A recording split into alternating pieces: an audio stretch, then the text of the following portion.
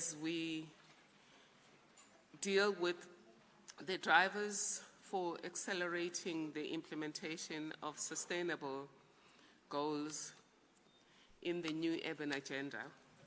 As has been kindly indicated, I come from the Cities Alliance, but I'm just 2 minutes old there, and I'm accordingly ready to learn from the panelists and from you. However, my background is having worked in academia and in government for a long time, part of it having been to design laws and public protector, and that's where we've confronted the issues that you have so ably dealt with in the last 2 days, and hopefully this panel is going to be in a position to seal the deal. What I was asked to convey from Cities Alliance is just understanding that it is an issue that is made complex by the rapid urbanization problem.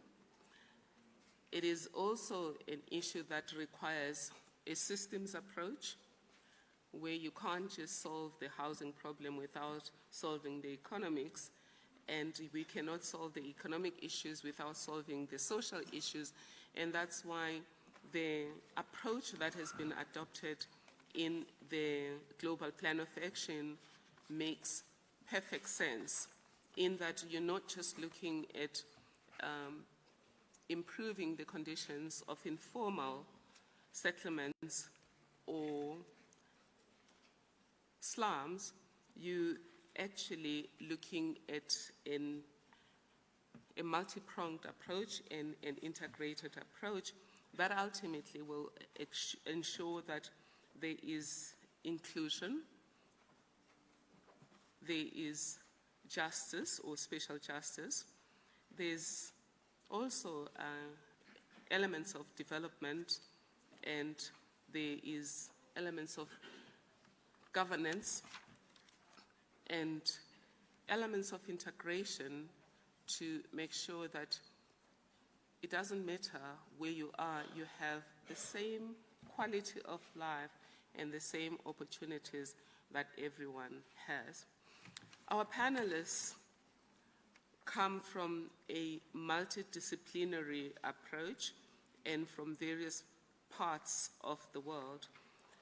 Regarding the protocol, please forgive me, I started a little bit late, and I do recognize the minister in her absence, and members of parliament, ministers from other countries, and all of you dignitaries that are gracing this occasion, and I thank you for being part of this session.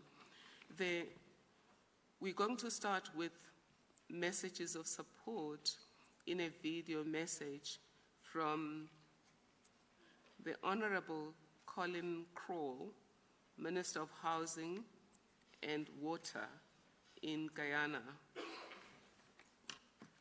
Let's listen to that quickly.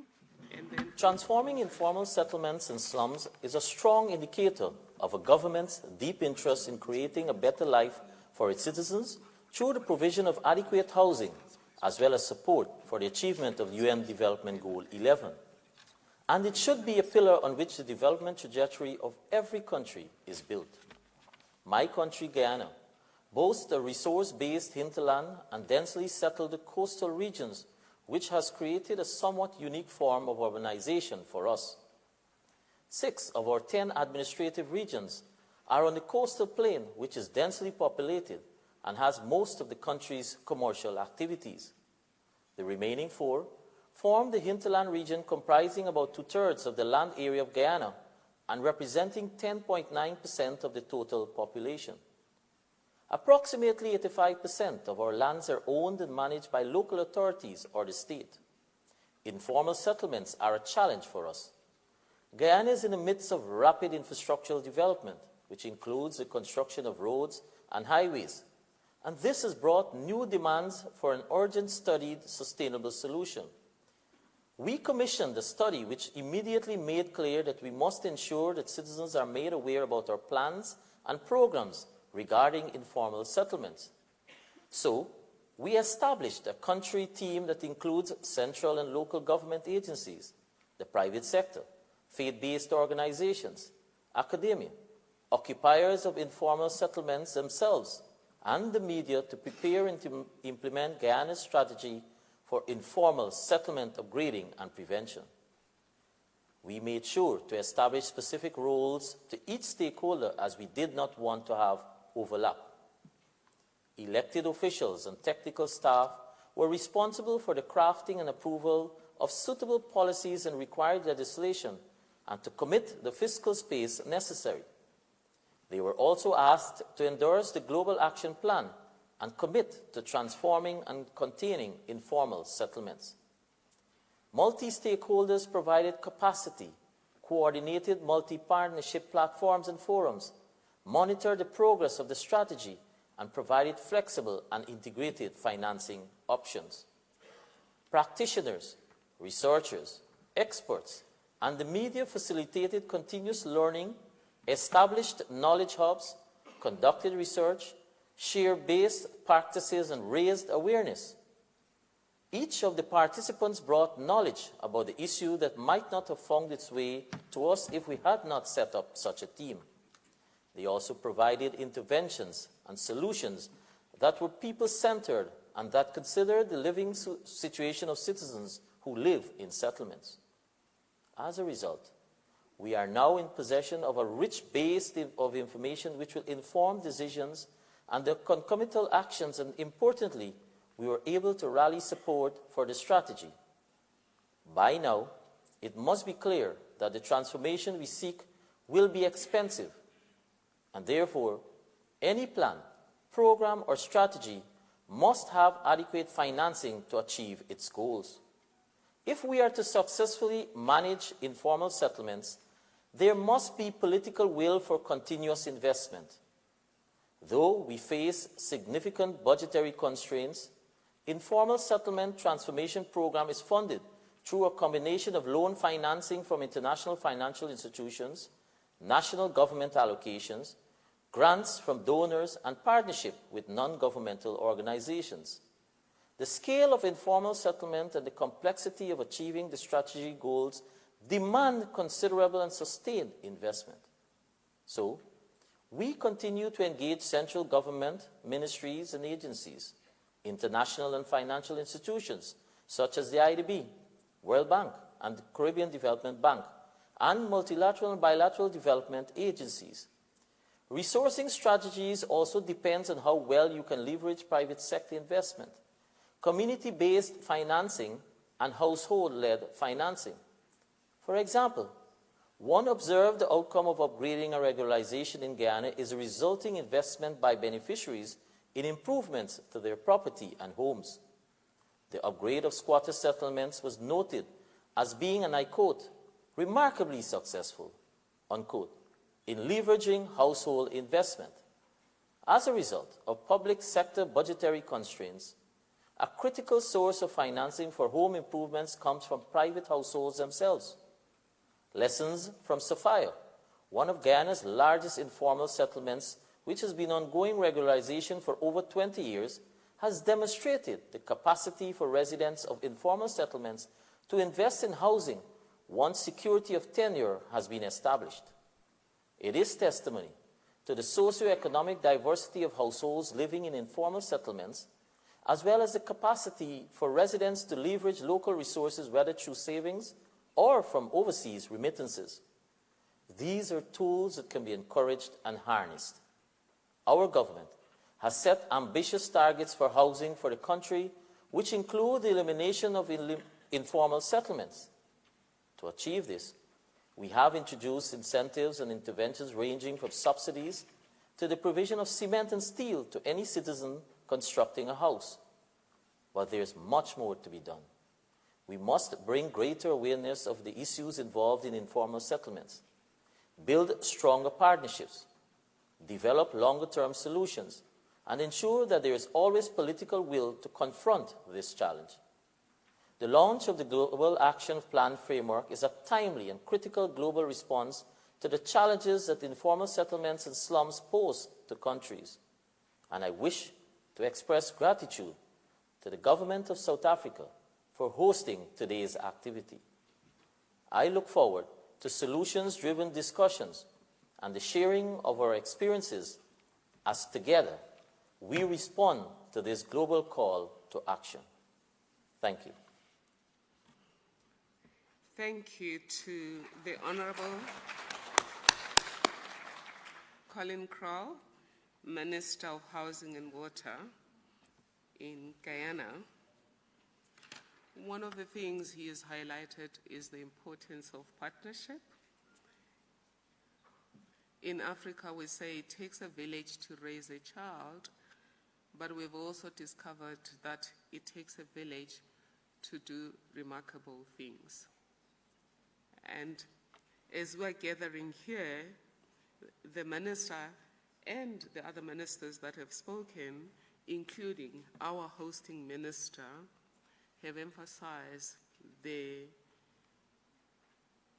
the approach should be solutionist-oriented. That's why we now have this panel that is looking at drivers for accelerating the implementation of the Sustainable Development Goals and the new urban agenda, the idea being to integrate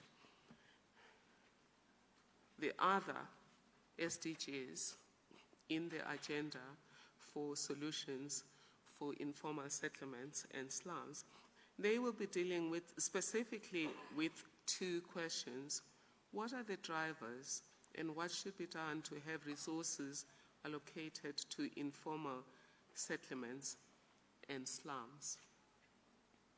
What is the capacity to raise funds, enter into partnerships with multilateral and bilateral funding? To lead us on this discussion is Leah Ravovavi Noroswa, Secretary General of SENVH, Madagascar. Ma'am, please take the stage.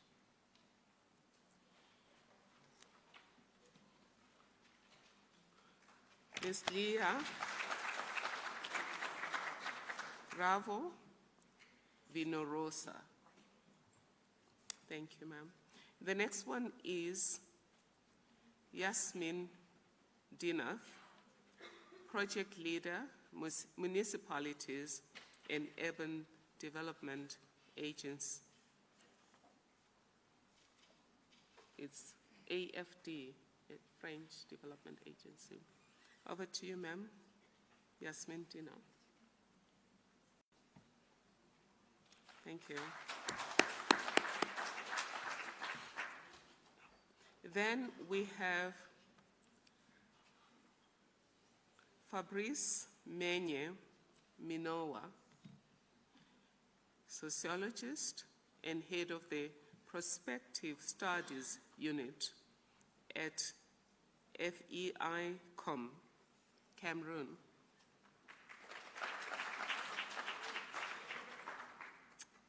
Thank you, sir. Our fourth panelist is Ms. Rose Mulukwane, Slum Dwellers International, one of our own. Oh, we have a fifth person, sorry, dear colleague, Siana Ngahle, representing the South African Local Government Association.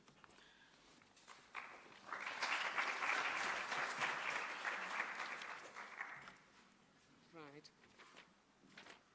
The arrangement is that you just firstly present your paper very briefly, your introductory remarks.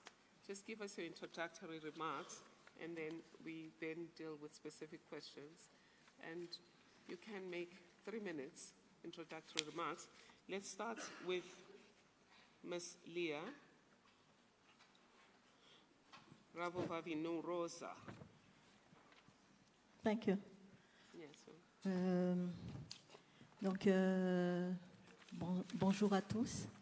Je vais parler en français parce que je suis plus à l'aise en français qu'en anglais. Je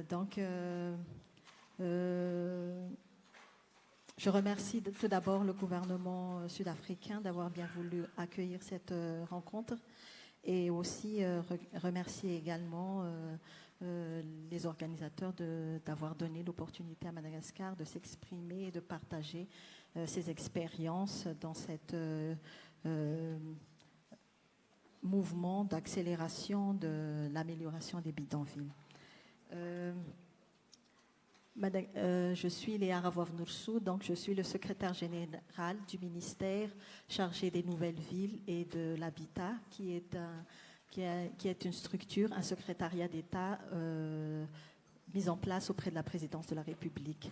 Donc c'est une structure qui est chargée de mettre en œuvre les promesses présidentielles, d'entre autres la création de nouvelles villes et de l'amélioration de l'habitat par la mise en place d'une politique de 40 000 logements en 5 ans. Donc, Madagascar fait face à une urbanisation qui dépasse plus de 50% de la population en général et qui, sûrement, en 2036, va atteindre une croissance de 4,6%. Donc, la prolifération des bidonvilles à Madagascar est tellement élevée que d'ici 2023, si nous ne faisons rien du tout, ça va dépasser les 80% de la population qui va être dans cette situation de précarité. Actuellement, nous avons déjà mis en place des cadres réglementaires comme les politiques de l'aménagement du territoire, politique nationale, le politique national de l'habitat, ainsi que les programmes nationaux de développement urbain. Cette année, en 2022, nous avons mis en place le politique national des logements, qui sera le cadre réglementaire qui va booster le secteur logement et qui va accompagner la politique générale de l'État qui tend justement à donner à toute la population de couches sociales différentes la possibilité d'avoir une maison correspondant à sa capacité de paiement.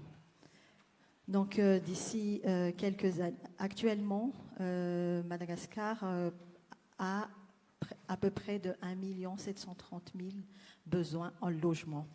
Donc, il y a beaucoup d'insuffisances par rapport au réseau d'assainissement de la ville qui peut augmenter l'incapacité de la ville elle-même à la résilience urbaine face aux cyclones, inondations, glissements de terrain, etc. Comme vous êtes sans savoir, Madagascar fait partie des pays les plus vulnérables aux aléas climatiques parce que c'est l'une des îles se trouvant dans l'océan Indien qui est qui fait face à cette problématique.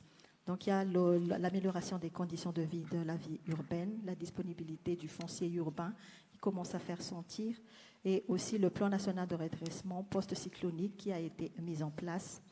Ainsi, nous avons prévu de mettre en place quelques programmes.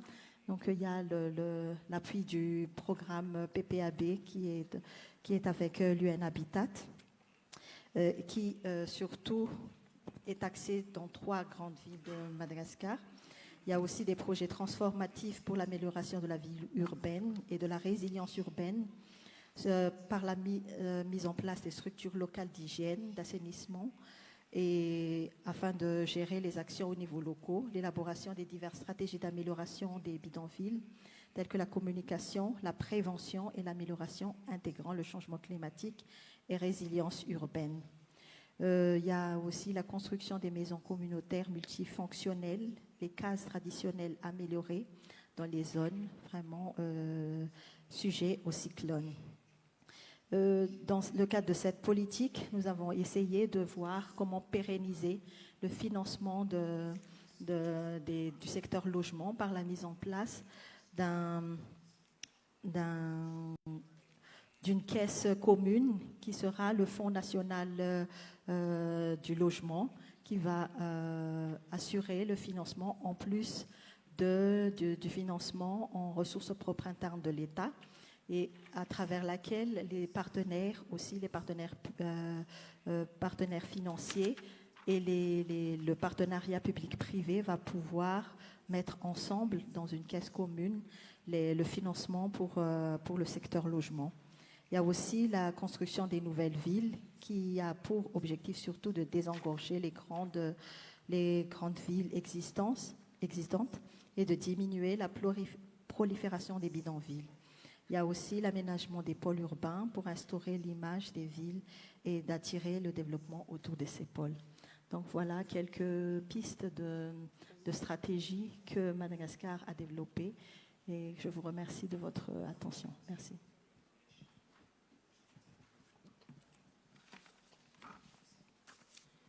Thank you. That was our colleague, Miss Ravo Vinorosa, just giving us a sense of what's happening in Madagascar. We are now going to hear from Yasmin Dinat. Thank you, ma'am.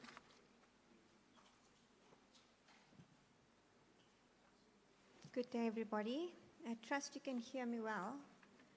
My name is Yasmin Dinat, and I'm here representing the French Development Agency, and in particular, AFD Southern Africa.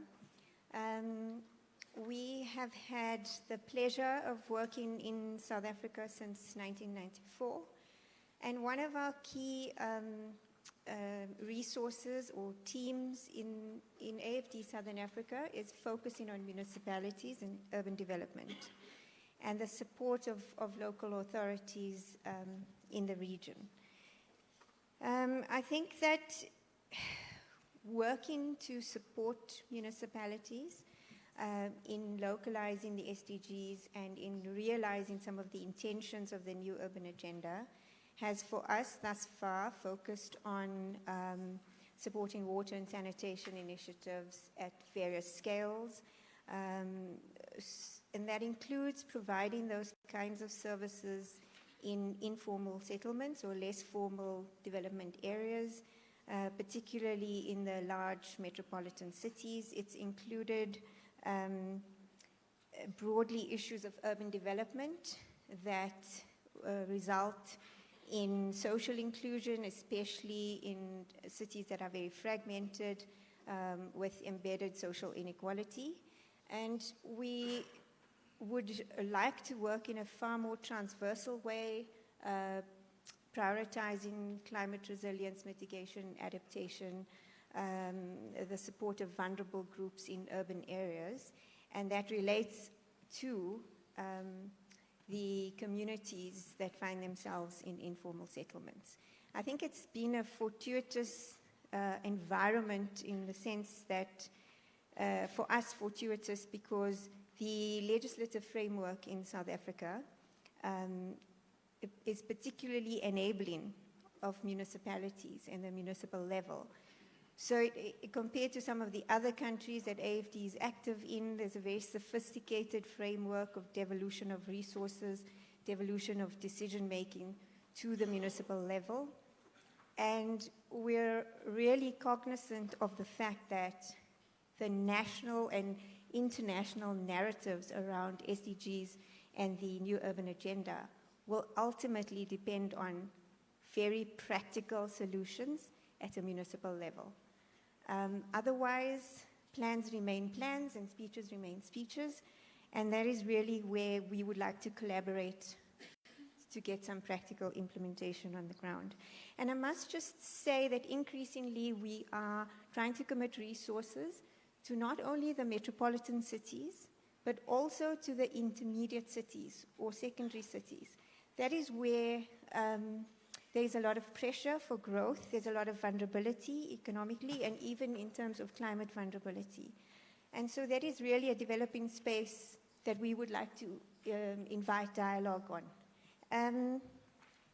As a DFI, it's become very clear to us, the Development Finance Institution, it's become very clear to us that there's a need to broaden and innovate the new types of instruments for financing municipal delivery of the SDGs and the and the NUA. And this means really beginning with listening very carefully to municipalities in their very specific contexts to understand their needs and the needs of their residents in order to then respond with a suite of bespoke and context-relevant financing instruments that don't become a burden for municipalities, but actually enable action. A range of instruments is not only going to be enough, and we understand that. What needs to come with that is support for municipalities, co-created with municipalities, to help them to pivot to responding to these instruments and help them to make these investments much more sustainable, how to manage long-term capital investments that includes the maintenance, operation, day-to-day sustaining of these investments. So it's not just dropping finance in and then extracting ourselves from those municipalities. So it's the instruments, but it's also the support for institutional arrangements and capacitation. And then, very importantly, it's about engaging for us in an ecosystem that enables partnerships, but not just, I think many people talk about public-private partnerships. That's the one term we all go to. We're really interested in partnering in terms of peer-to-peer exchange, in terms of the academic community, civil society organizations, which are really, really important in this context, and other international development agencies, with local agents being the voice of guidance and where we take our cue from. South African local government faces mounting challenges. We're very sensitive to the fact that recent macroeconomic and global events have put municipalities in real situations of vulnerability. But we also believe that many cities are working from a very strong base of committed individuals, officials that have been working for a very long time on some solid frameworks and policies, and that this is a strength that I think we can all work on to improve access to financing for practical implementation. And yeah, so we welcome a conversation across the board through multiple stakeholders. And yeah, we remain committed to trying to work together to improve access to financing for cities in coping with informal settlements, amongst other things. Thank you, Yasmin. What we've heard from Madagascar is how government is doing its best to resource, and also an attempt to integrate rural development with urban development as part of integrating the SDGs. Ms. Yasmin Dinath has alerted us to the serious challenge of financing development in informal settlements and the need to support municipalities when they venture into this space, and to support agencies such as hers that are providing the technical support that is necessary. What I'm going to ask you, my colleague Fabrice Nenye, is, in addition to just telling us what your university might be doing, is give us a sense of, just broadly, from an overview point of view, what are the drivers that we need to be looking at with regard to the implementation of SDGs to give people in informal settlements and slums the same quality of improvements that everyone deserves as part of leaving no one behind. And to answer the question that has been raised, just give us a sense of what capacity exists for raising funds? Thank you.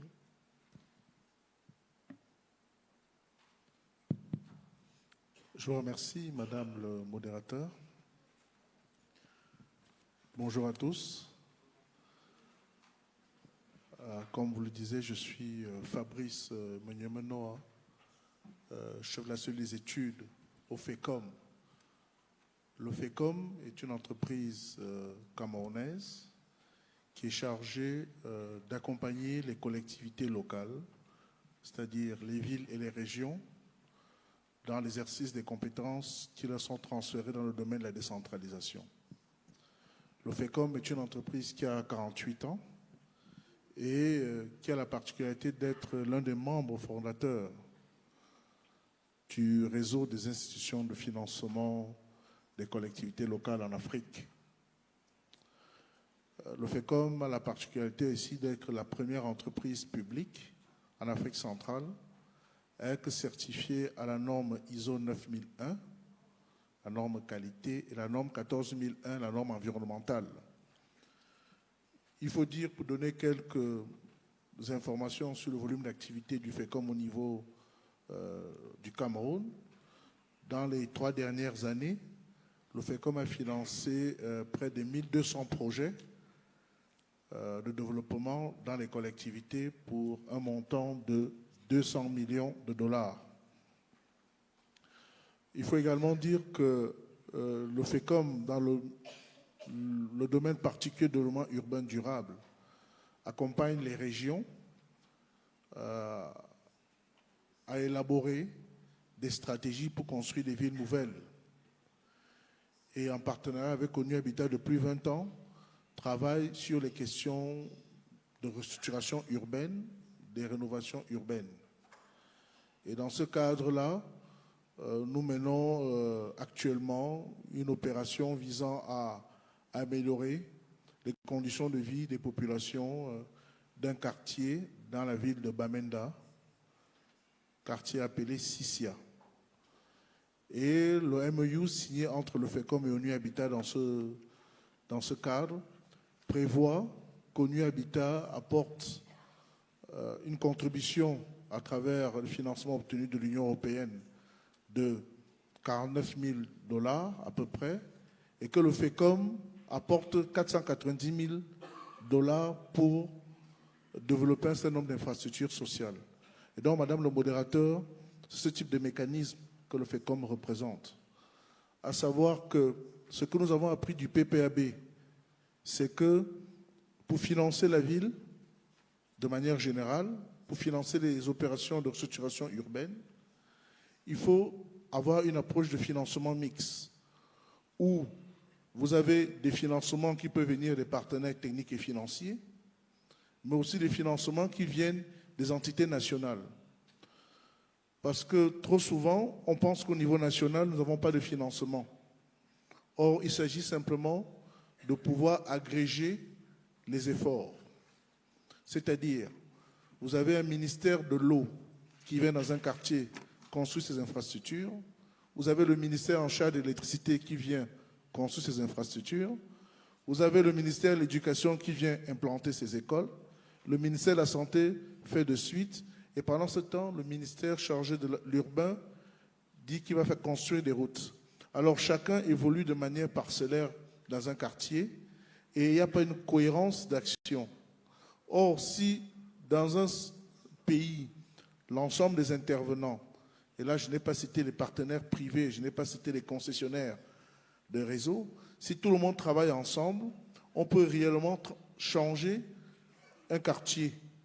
Et donc, comme premier élément de réponse à votre questionnement, c'est de dire comment mieux allouer les fonds au bidonville, c'est que les politiques publiques soient cohérentes, que les acteurs publics et les acteurs privés se mettent ensemble.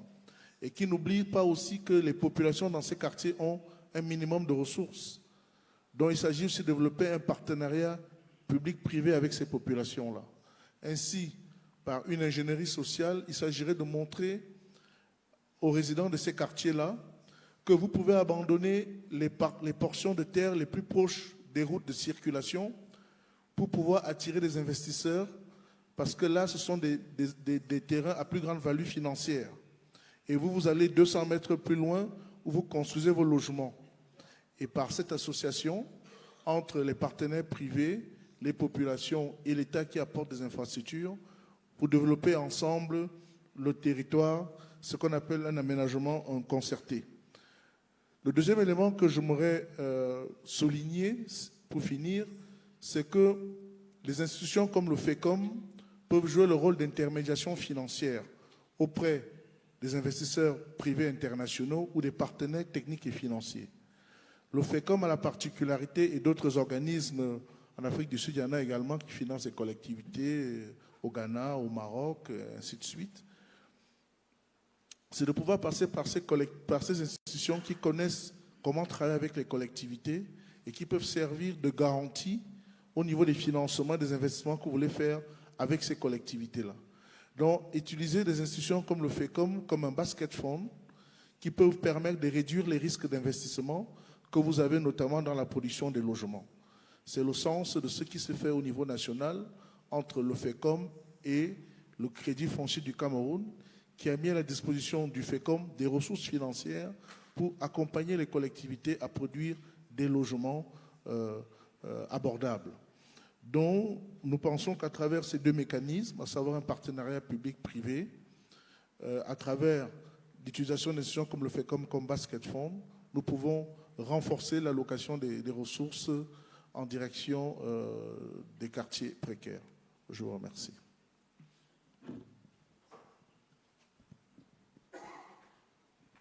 Thank you. Thank you to our colleague, Fabrice Minoa, again highlighting the importance of partnerships and the importance of working with these private agencies that have the knowledge and technicalities. In terms of potential partners, you are suggesting that the financing, the resources could come from tapping into municipalities, into municipal budgets, and into the private sector in a kind of public-private partnership, and also emphasizing the ability of the agencies that are outside to optimize proficiency of the use of the funds to achieve targets.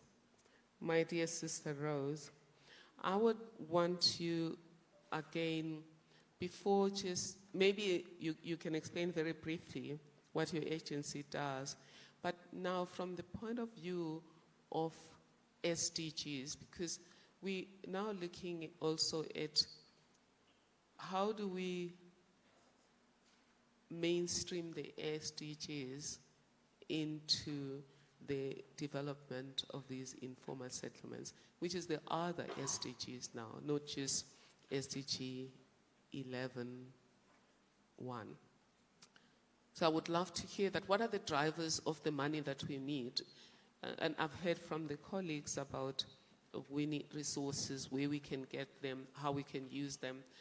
If we can now highlight a little bit, just for broader discussion, where is the need? What are the drivers of what needs to be done to ensure that no one is left behind in respect of all of the applicable SDGs in slums and informal settlements?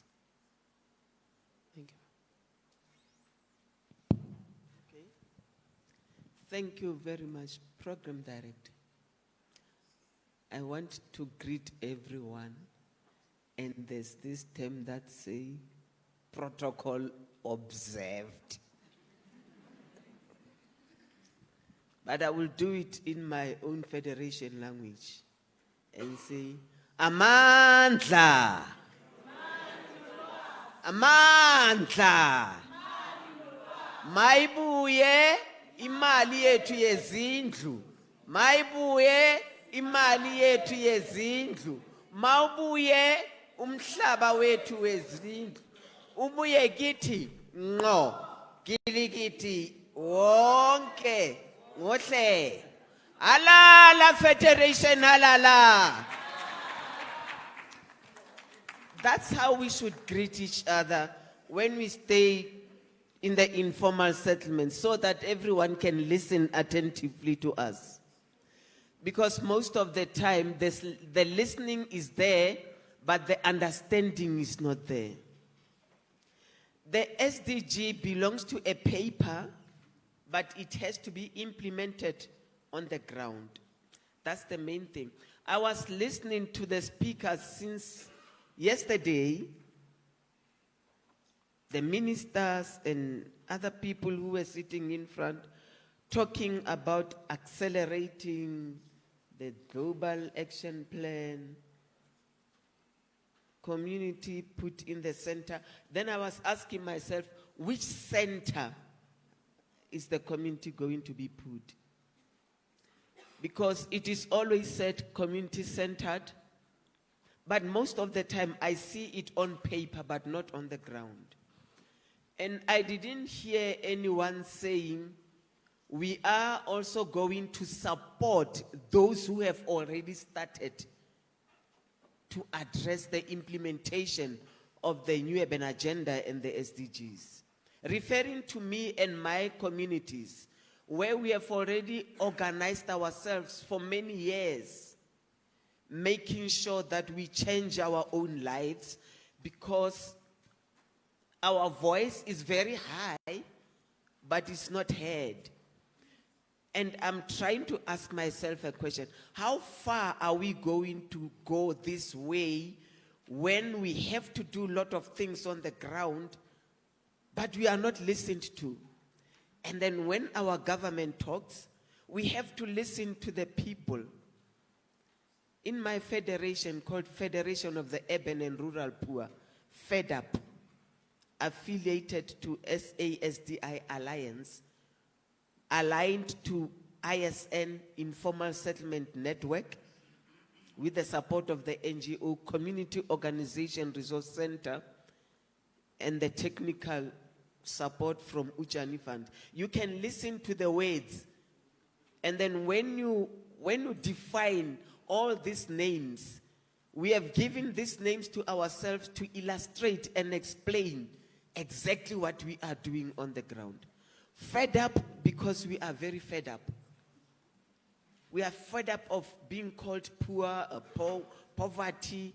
Yes, we are poor, we are homeless, we are landless, but we are not hopeless, because we identify our needs and then we come up with a way of addressing our needs. Lots have been done on the ground. You come to South Africa, I wish that government could have allowed us to also identify the areas where we have already implemented the SDGs and the New Urban Agenda, practically as the people. Unfortunately, the process of government go its own way.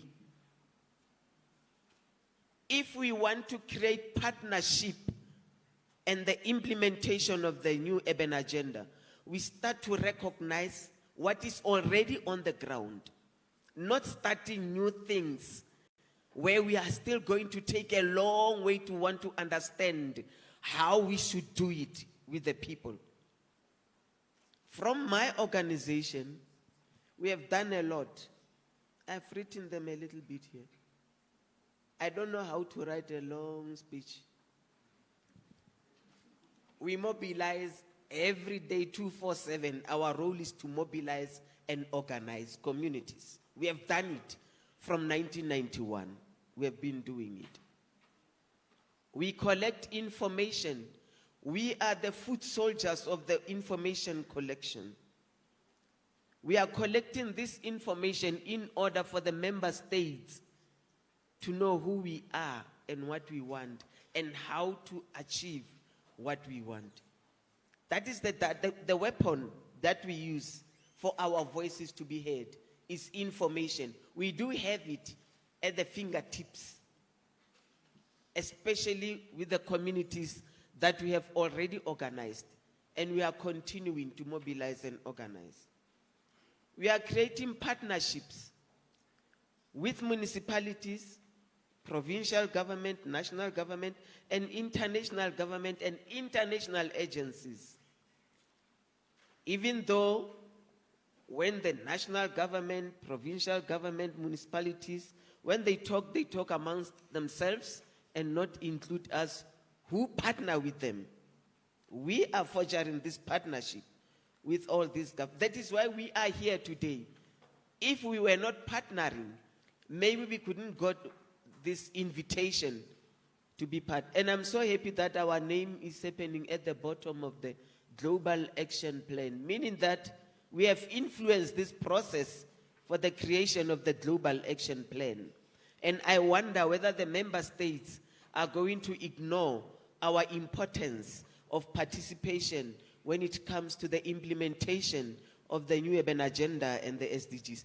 Because, Program Director, we have already done that. We have done enumeration, profiling, building houses, engaging with some of municipalities who are ready to listen, who are ready to work with us, implementing basic services. We've got a weapon that we call Asivikelane campaign. We are protecting each other through Asivikelane campaign, where we identify services that our communities are in need of. Then we go to the municipality to share the information with them and ask them to say, here is the priority from the communities. Can you help us? Most of the time we don't get the right answer, but few are answering. We are developing our own communities. We've got thousands and thousands of people who are already developed. We have built our own 15,000 houses here in South Africa only, through the engagement with national government. Although we are struggling to get them on board on the time. It is so interesting that today I've got so many business plans again, business cards again from most of our government and ministers. I know when I go back home, I will struggle to get them. But it's so nice when I greet them. Business plan, please. Business plan, please. They are so full in my bag. I don't know whether they will give me a chance to work with them. SDI, we are an international organization. And then with the SDI, I just wanted to give an example of countries where we are operating, because I was listening to the ministers who were giving their speeches yesterday. South Africa is the first one, as I'm staying here. Uganda is the second biggest country where we have done lots and lots of development. I requested the minister from Uganda that I want to come back to Uganda so that we can do more on what we have already done as SDI. Ghana, we have done a lot. Together with UN Habitat, we have done a lot. Senegal, we have worked and we have started building houses in Senegal. Malawi, it's one of my second homes. We have done a lot. In Kenya, Mukuru, we are working with the minister in Mukuru to do this development, showing that we are doing a lot. Sierra Leone, we are a friend to the mayor of Sierra Leone. She can't talk anything without mentioning the federation of the affiliate of SDI. So I'm trying to talk this because I wanted everyone in this house to say, please guys, listen to us. Understand what we want. We are a problem and we are a solution. If you need the solution for this global action plan to be implemented properly, don't talk amongst yourself as government only. Don't end up as ministers. Don't end up with municipalities. Engage us, put us in the middle of your discussion. Then the SDGs, we are left with 8 years. It was supposed to be 20 years. We are asking ourselves as SDI, did we reach the goal that we wanted to reach? We've got 5 campaigns, finally. 5 campaigns in SDI. Climate change, greens over my table, meaning that environment. Savings, meaning that empowering women to put their resources together in order to address our problems.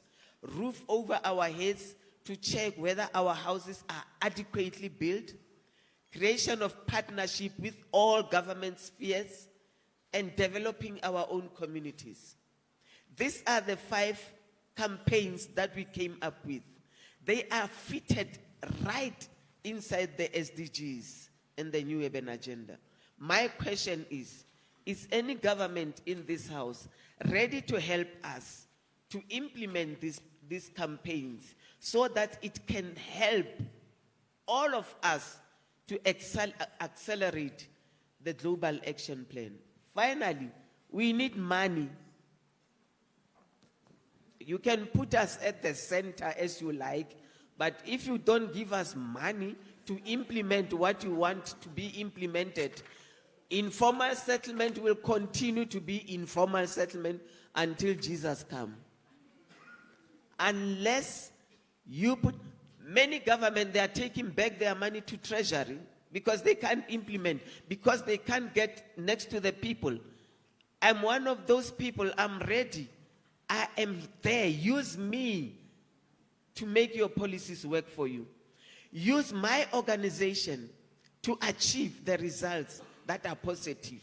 I'm not fighting, guys. It's frustration that makes me to talk so louder than every one of you. Thank you. I'm so frustrated that you are running away from me and I want you to be next to me. Right. Put me at the center, practically, not theoretically. My colleagues are here, they are listening. All the CBOs, NGOs, CSOs, we are going to be together very strongly to work with you. Please, guys, I'm pleading with you, open your doors. Let's Thank work you. together. Thank you very much. Thank you. That was a plea from Rose Mulukwane, Slum Dwellers International. What is interesting to the ministers and officials in our midst is to note the golden thread between what was said by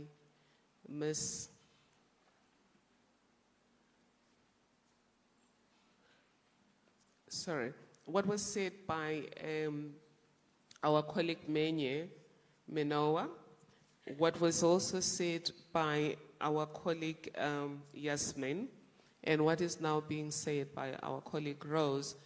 They're saying that instead of government agencies coming up with new implementation infrastructure, government should tap into the civil society agencies that already have the capacity to understand what the problem is, the capacity to mobilize the people, and the data that can assist with the implementation. I hope the ministers and public officials among us have a response to that, because it would appear that they feel like they're being left behind, even though they are at the center of what's happening. Finally, we have Siana Nkahle, representing South African Local Government Association. Perhaps you could also, before you say your lot, sir, since you are Salga and you're representing municipalities, perhaps you could respond to what appears to be a gap in terms of these public-private partnerships that are pushing the agenda to make sure that those in informal settlements and what we refer to as slums are not left behind in the next 8 years of implementing the SDGs. Yes, sir. No, thank you very much, Prof. Good afternoon. Indeed, all protocol observed. It's always very difficult to speak after Ma'am Rose, very energetic and inspiring in many ways.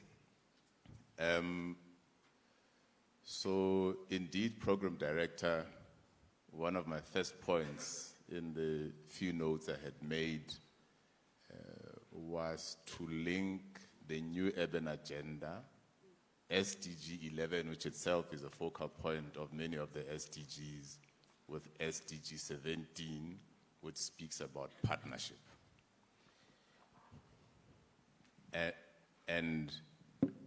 Our interpretation being that it is probably even put there right at the end, with the realization that all of the other 16 SDGs are reliant on the establishment of good partnerships. We have then just highlighted a few examples of the kinds of partnerships that we would like to see happening and some that we are currently trying to work on. The first, of course, seeing that we are working within the state, is partnerships between different state actors. In other words, in our speak, cooperative governance and intergovernmental relations. So local government, provincial or regional governments, and national governments working together for a common purpose. Perhaps coming then to other stakeholders, other partners outside of the state, these public-private partnerships. We have a regulatory framework that guides public-private partnerships, very well very well-meaning, and many programs and projects have come out of those public-private partnerships. Many others have found them quite frustrating and difficult to put together. We have then argued, and we are doing a bit of research as SALGA, to look at how we can consolidate the good work that that regulatory framework is intending, and how to manage out some of the bottlenecks that have unwittingly been designed into that framework. There's a couple of examples that we would have wanted to make. In the interest of time, I will not get into them, but just to say, with all the good intentions, it is essential for us to manage out the hoops and hurdles that those who want to work with us have to go in order to try and help us in achieving the goals that we want to. In that same context, we have seen some good programs and projects coming out. Yesterday, we visited a project that is essentially a public-private partnership. It is working very well. We are saying those are very few and far between. Many others that seem to have worked well seem to work for higher income groups. We are saying that we need to facilitate more and more of those in a manner that caters for the lower income groups. Key within that, of course, if you want the private sector to participate, is to work together in project preparation. While there will never be enough money, whether it's locally or internationally, the money is there. The projects that are prepared well, that if I'm to use financial language to say bankable projects, are very few. We are struggling to identify and package projects that those in the private sector and those with the money would like to invest in and be able to derive their own intended outcomes. The last one, in terms of those public-private partnerships, I'll look at private and include civil society there, although it is a private partner of a special type.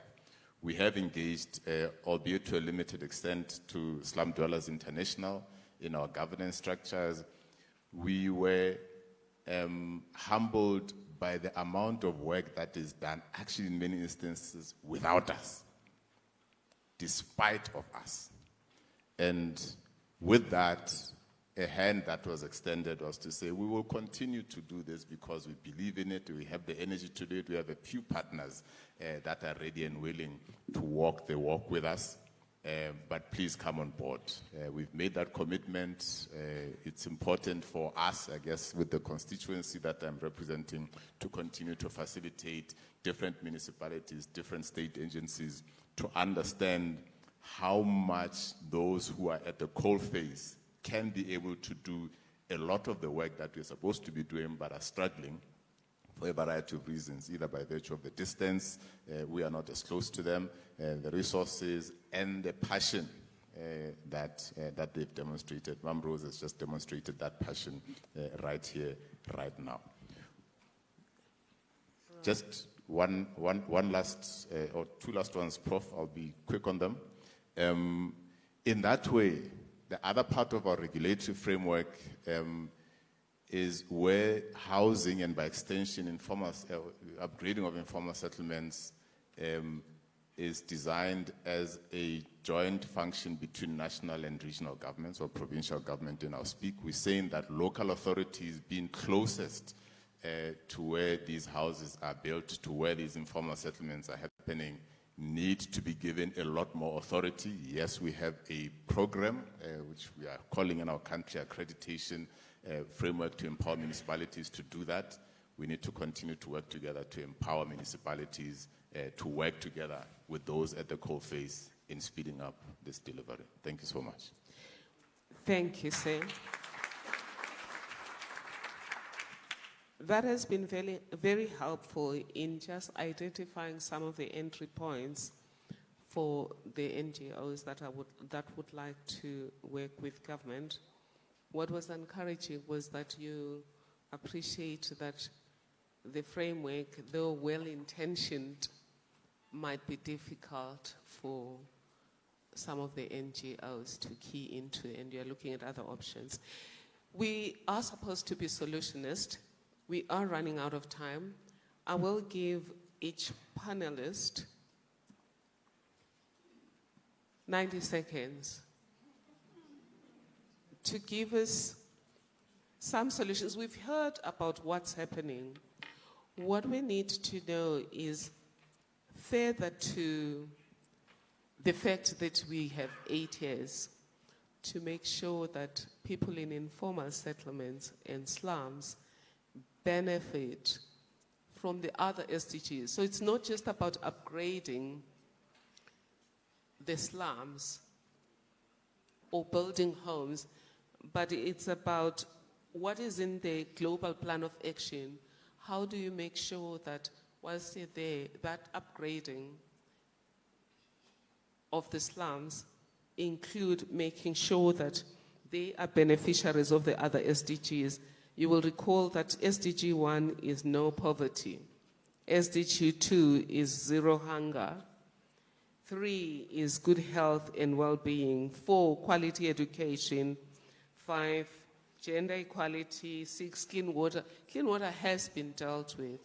But what I would have wanted to hear is what are the drivers of upgrading the quality of life for people in these settlements to ensure that they benefit from the entire SDG agenda, not just SDG 11. Anybody would like to answer that? But you have got 90 seconds to give us an answer so that we can come up with something in terms of what we're not doing or what you think others are not doing can go into part of the implementation of the global plan of action to leverage the 8 years left. Yes, ma'am. Merci beaucoup. Donc, je rejoins tout à fait ce que mes amis panélistes ont évoqué tout à l'heure, surtout dans la mise en œuvre du programme participatif pour l'amélioration des bidonvilles ou le PPAB à Madagascar. Nous avons mis en place cette structure de collaboration entre l'État, l'administration à travers le ministère, la municipalité en tant qu'animateur et les sociétés au niveau des quartiers pour une planification participative des quartiers ainsi qu'une prise de décision. Donc, comme Mama Rose avait dit tout à l'heure, c'est que la solution se trouve au niveau même de cette population qui vit au quotidien cette situation de bidonville. Et nous, à Madagascar, nous sommes convaincus que c'est une solution à adopter, d'entendre leur voix, de travailler ensemble pour trouver une solution afin justement d'améliorer leurs conditions de vie. Donc, si j'ai quelque chose à ajouter par rapport aux éléments nécessaires afin d'accélérer la mise en œuvre de l'ODD dans cette nouvelle agenda 2023, c'est de renforcer cette initiative et de justement aussi trouver la solution afin de mettre en place des logements adéquats, sûrs et abordables pour tous, pour toutes les souches de la population. Merci. Thank you. What we are hearing from colleagues is we need to be a little bit more democratic. It seems that there is a cry for democratizing the process and involving the people on the ground, say from Salga and our colleagues from human settlements all over the world. And that was part of the message from Cities Alliance, that they see the slum dwellers or informal settlement dwellers as part of the solution, because they live these lives, they have their dreams. The fact that they may be poor does not mean they're poor in thought, they're poor in resources. All right, ma'am, you want to help us there? Yes, ma'am. Thank you. 90 seconds to say that as a development finance institution that cares about the range of SDG outcomes at the local level, this is an open invitation to local authorities to interact with us, but also please bring to that table other actors such as the civil society organizations, people that are closest to already developing solutions, as well as a range of other stakeholders, including the most vulnerable in your populations or in your constituencies. So we would relish the opportunity to work on transversal interventions, and that includes not only across spheres and across stakeholders, but also importantly across silos within local government structures. We would rather not be in conversations that dwell only on human settlements or only on water and sanitation, but it's really going to make so much more of an impact if we work across those even thematic silos that exist in our structures. Please talk to us. I'm getting the feeling that until government talks to NGOs, we're not going to go into solutions yet, because it seems like we haven't passed this hurdle. And possibly my ask would be all the countries after this conference meet with the people who are working in the sector to look at what's being done and how to move forward. Yes, sir. Doc, the question I wanted answered is beyond the question of collaboration, involve the people on the ground and make sure that your solutions are transversal. What are some of the other drivers that are essential for bringing the SDG agenda in its entirety to improve the quality of lives of people in the slums and informal settlements? What we've already seen here is, for example, from the South African government, we've been given ideas on how much money is being put into upgrading informal settlements, like 1,500 informal settlements to be improved. And there's also the question of developing spaces, as we saw yesterday, as part of the agenda. So apart from the question of improving the places of living, but also spaces, there's also access to title deeds for communities, and then a shift from provisioning of houses to achieve livable neighborhoods. what I'm hoping, even though we're now left with only 5 minutes, is what else is standing in the way of improving the quality of life of the people in these informal settlements? And what is your ask in terms of all of us as part of implementing the global plan of action? So we've canvassed the issue of we need partnerships, but we need NGOs to be listened to. We need people to be at the center of development. What else should be the drivers, and where should the money come from? Merci. Ce que je voudrais dire, c'est qu'il nous semble que la participation soit réellement la clé du succès lorsqu'il s'agit d'améliorer les bidonvilles. La participation, c'est ça le succès. Et nous avons pu éprouver nous-mêmes au niveau du Cameroun et du FECOM l'importance de la participation. Et nous pensons que nous pouvons tirer des leçons pour l'ensemble des pays qui travaillent à l'amélioration des cadres et des conditions de vie des populations. Cette participation, elle se mesure de plusieurs manières. D'abord, lorsque nous, au FECOM, nous intervenons sur des questions relatives aux services urbains de base, nous apportons des subventions à hauteur de 85%. Eau, électricité et éducation, qui sont les priorités définies par les ménages, un peu partout, nous donnons une subvention de 85%. Et la commune, la collectivité apporte une contribution de 15%. Nous développons également des programmes inclusifs. Nous demandons par exemple demander aux élèves de l'école primaire de nous dessiner l'école des rêves, l'école de leurs rêves. Alors ils ont dessiné un plan type que nous avons amélioré avec nos architectes et le ministre en charge de l'éducation. Et nous avons défini une école type, et cette école que nous développons dans les collectivités, dans les communautés. Pour traduire également cette participation-là, nous faisons en sorte que toute demande de financement de la part d'une commune ou d'une région repose sur une délibération du conseil municipal.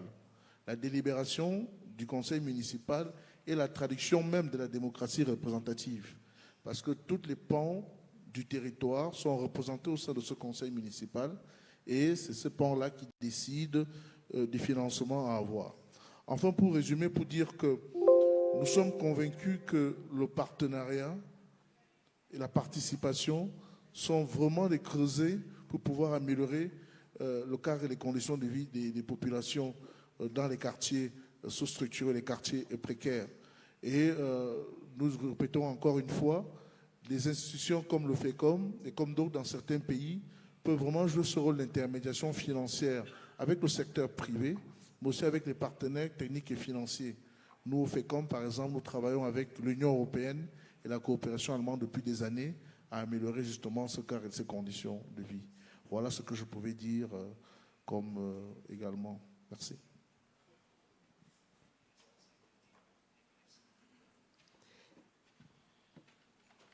Thank you, dear colleague Fabrice. Again, underscoring the importance of working together. But there were two things that came out from that intervention. One was also schools, that as part of bringing development or upgrading the lives of people in informal settlements, we need to be looking at school infrastructure. And I can relate to that children from those informal settlements don't have good schools. I recently saw a program where they were targets of people who are predators, for example, where somebody is going to set up an ECD center, an early child development center without proper accreditation, a school without proper accreditation. So that's one area where you bring in the other SDGs so that the lives of people in those slum areas are improved beyond just getting the buildings. So that was one of the things. And then you said something about where the money comes from. Earlier on in the conversations, we heard that some of the money comes from development agencies, some from business as part of PPPs, some of it comes from government. But I thought I heard our colleague Fabrice saying the community is also asked to raise some of the money from itself. And for me, that makes sense again, because if it's something for you, even if you're going to put $20, if you have it, it makes sense. In the olden days, schools had building funds where everyone else contributed. And people would respect it a little bit more if they've contributed to it. I don't know if there are any ideas. I think we've run out of time. I was just a little bit concerned that we might need a little bit more ideas, but I suspect that this conversation is not ending or starting here. So I'm going to ask, should I wrap up? Yes. Because the next session is supposed to start at 4. I don't know if anybody has a quick idea that they want to add in terms of what needs to be done beyond upgrading the housing part, but to upgrade, because we're talking human settlements as opposed to houses. What else needs to be upgraded to improve the lives of the people in these informal settlements as part of this global plan of action? Yes, ma'am. Just a quick one. Who else wants to add to the agenda for change?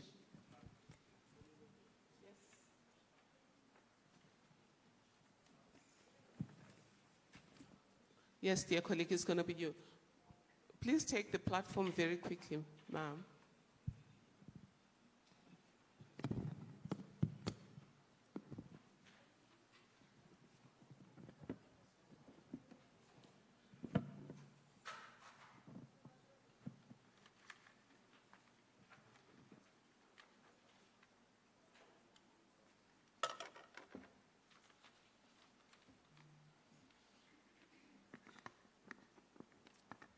Thank you very much.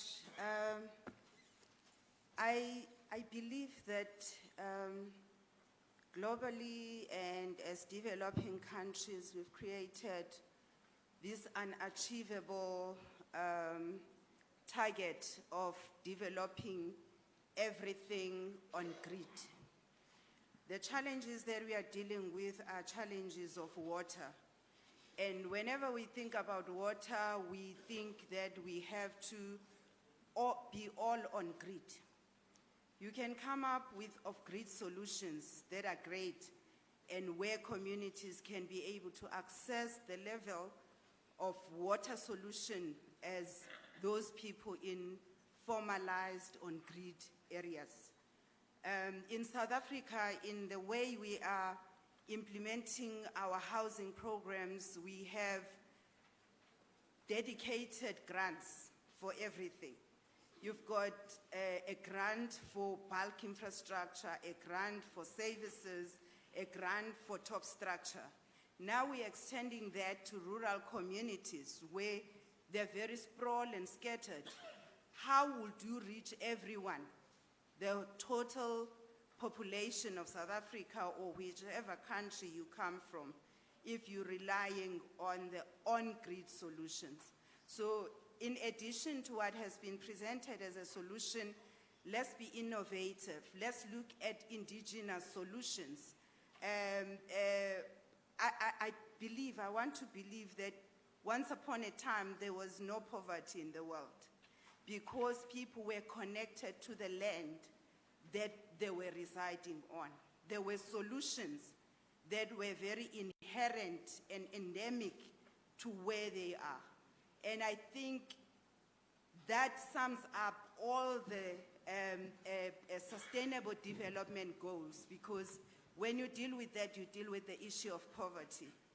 At one stage in my life, I was not able to work where I earn a living, but I had a bigger backyard where I can do farming and sell, and I still lived and I still maintained my lifestyle.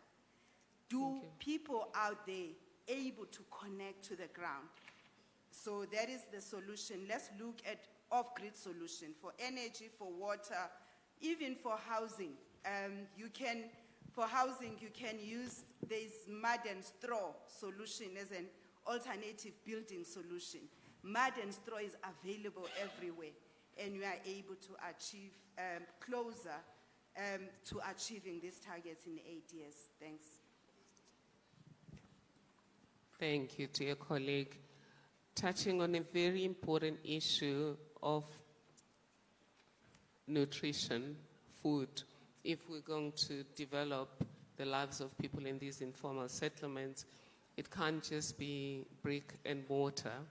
It's also about food and nutrition and giving us an idea of making sure that there's an opportunity for farming, even if it's very small scale. If that's how I understand. I support that. That's something that is part of the food lab at Stellenbosch University in the Tuma enterprising communities. We're saying we need to democratize food production. One of the terrible things about industrialization is there's too much of a separation between consumption and production. So the average person is totally helpless on their own, even for basic things such as just a potato soup when you're hungry. So thank you for looking at that. But those who are building those houses, those 40 square meters houses, they might just want to make sure that the yards are bigger, are slightly bigger, so that people can do urban farming as well. Colleague, there was somebody this side. Please take over. Yes, thank you, Madam Program Director. This is Patrick Matemela.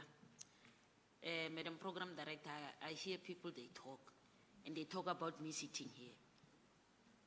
Madam Program Director, I heard the word package.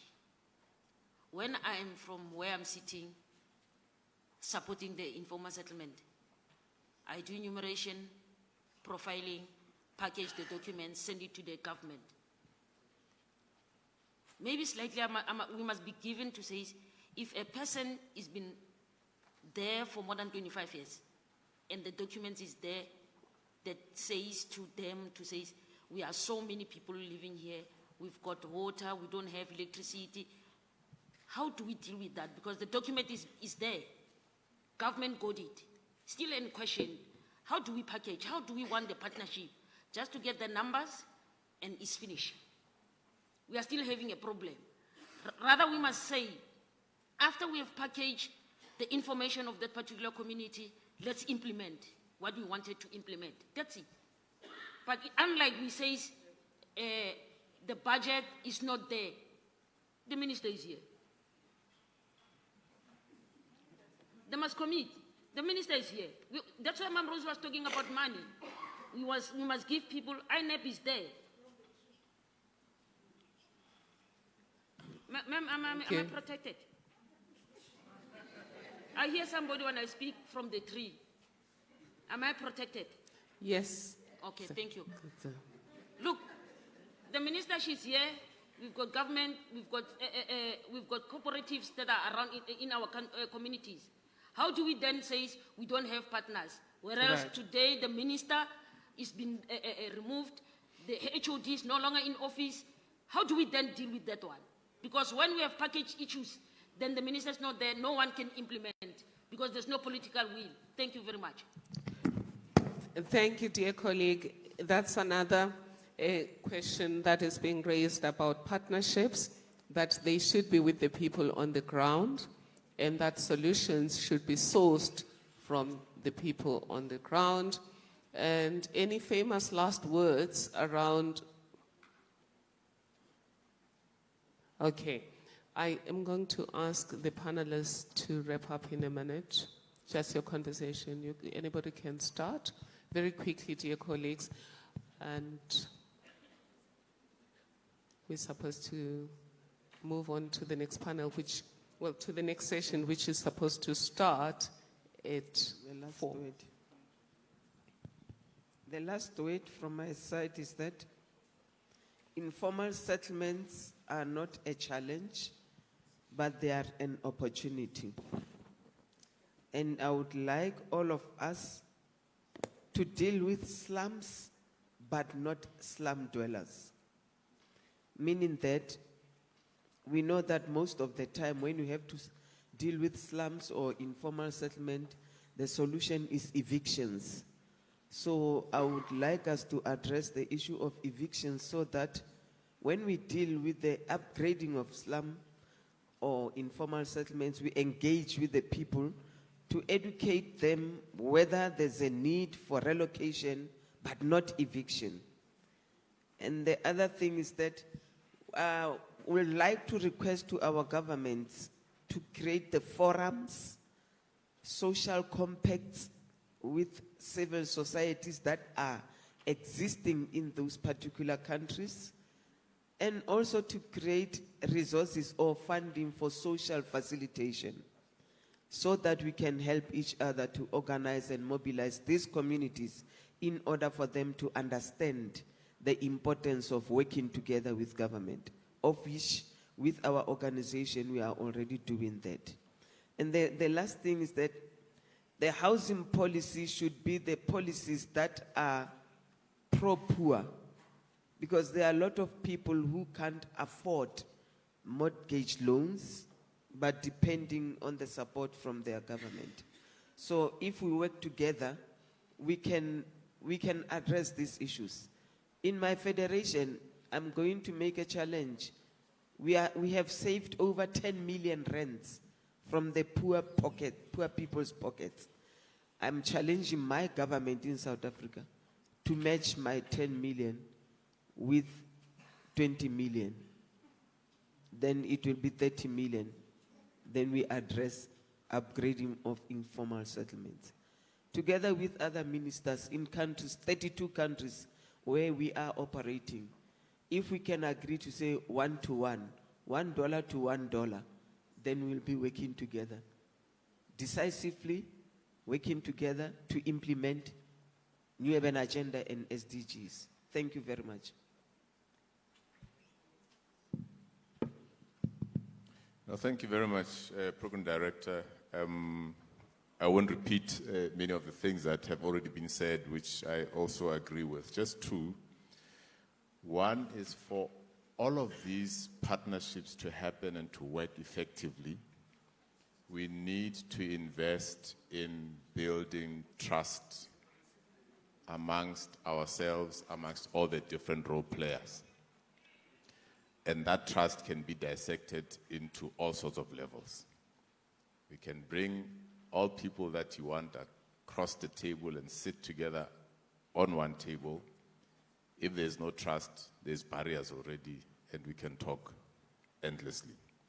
The last issue that I then want to highlight, which I did make reference to but keeps coming up, is integration,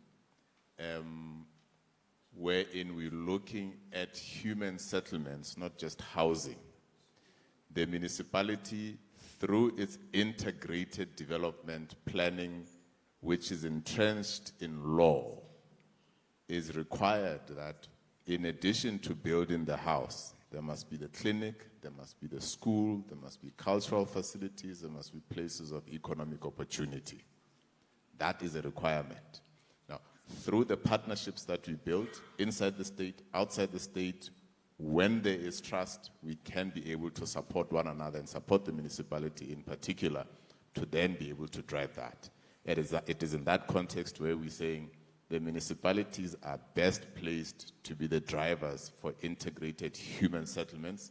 Let us empower them through the policies and laws that are already in place, at least in the context of South Africa, starting with the Constitution, Section 156, as well as other subservient pieces of law. We can then be able to do that integration and be able to improve the overall quality of life of our communities. Thank you so much.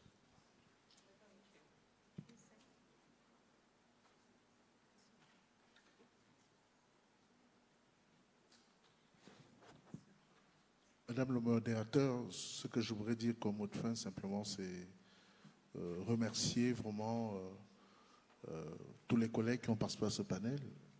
Remercier surtout ma voisine de gauche pour ces mots très forts et le rappel qu'elle nous fait à chaque fois de ce que nous faisons sans, nous qui sommes les administrations publiques, ce que nous faisons sans les bénéficiaires, sans les populations, n'a aucune chance d'aboutir s'ils ne sont pas associés. Et donc, je le répète, le financement, il existe, il est dans les nations, il est auprès de ce qu'on appelle l'épargne privée nationale. Il y a des hommes d'affaires, il y a des femmes d'affaires, il y a des opportunités dans les pays qu'il faut pouvoir mobiliser pour pouvoir développer des villes intégrées, des logements pour tous et pouvoir améliorer les conditions de vie de chacun. Je vous remercie.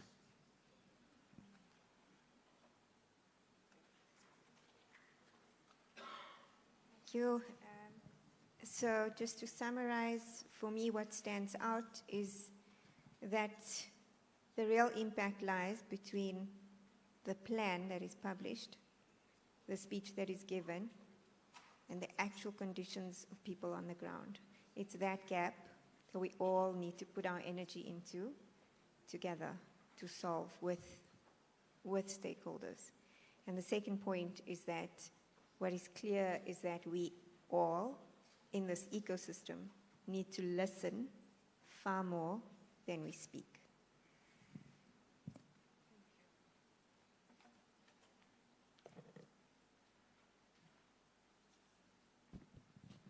Merci. Donc, pour conclure et pour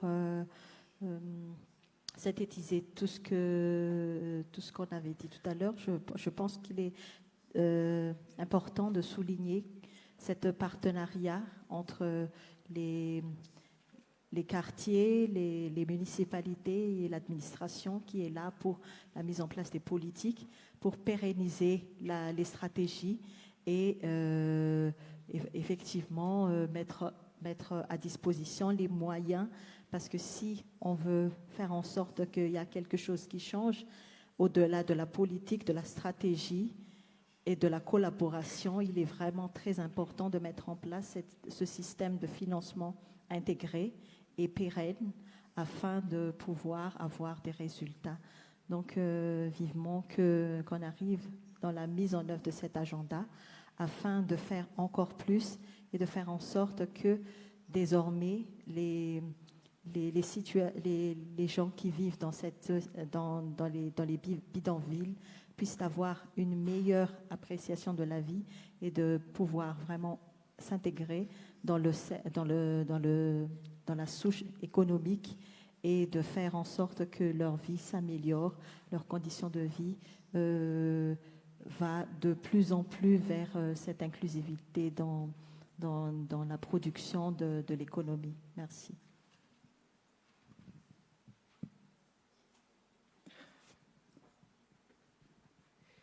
Thank you, dear colleagues. Basically, we've heard from the panel that what is key is that there should be a ground-up approach where those who live in slums or informal settlements are at the center of the implementation of the global implementation plan, but they should not just be recipients of the development, but they should be co-creators of the solution. But among those people are also NGOs that are working on the ground whose views should be integrated and skills used to the extent that they can be partners in the implementation. And linked to that was the importance of collaboration. And we heard from government or from SALGA that there is already collaboration, and even from the NGOs, but the cry was that there needs to be more collaboration and there needs to be trust built between those on the ground and those from government. And secondly, that undertakings should be fulfilled. When there's a promise, that promise should be fulfilled. Linked to that collaboration was also a request that when people approach governments, wherever they are, through petitions or through letters, there should be responses. Even if the response says, we can't do that, we don't think that's appropriate, or we have legal impediments to that, there must be a response. The third one was some of the key areas that need to be included in the improvement of these human settlements that are in the form of informal settlements and or slums. Of course, the first part is upgrading the living conditions to make them livable, the existing livable conditions, whilst making sure that affordable housing is made available for all levels of the people who are currently living in informal settlements and slums. But other issues that should be targeted as part of making sure that people in informal settlements and in slums are not left behind with regard to developments from the other SDGs. What was suggested as needing to be prioritized, which is already happening now, but suggestions that we need more innovative approach to responding to those issues, was the issue of water, where a suggestion was that maybe we should think of off-grid responses to how do we make sure that there's access to adequate water to everyone, regardless of where they live. Energy emerges crucial as a life-giving force for everyone, including those in human settlements.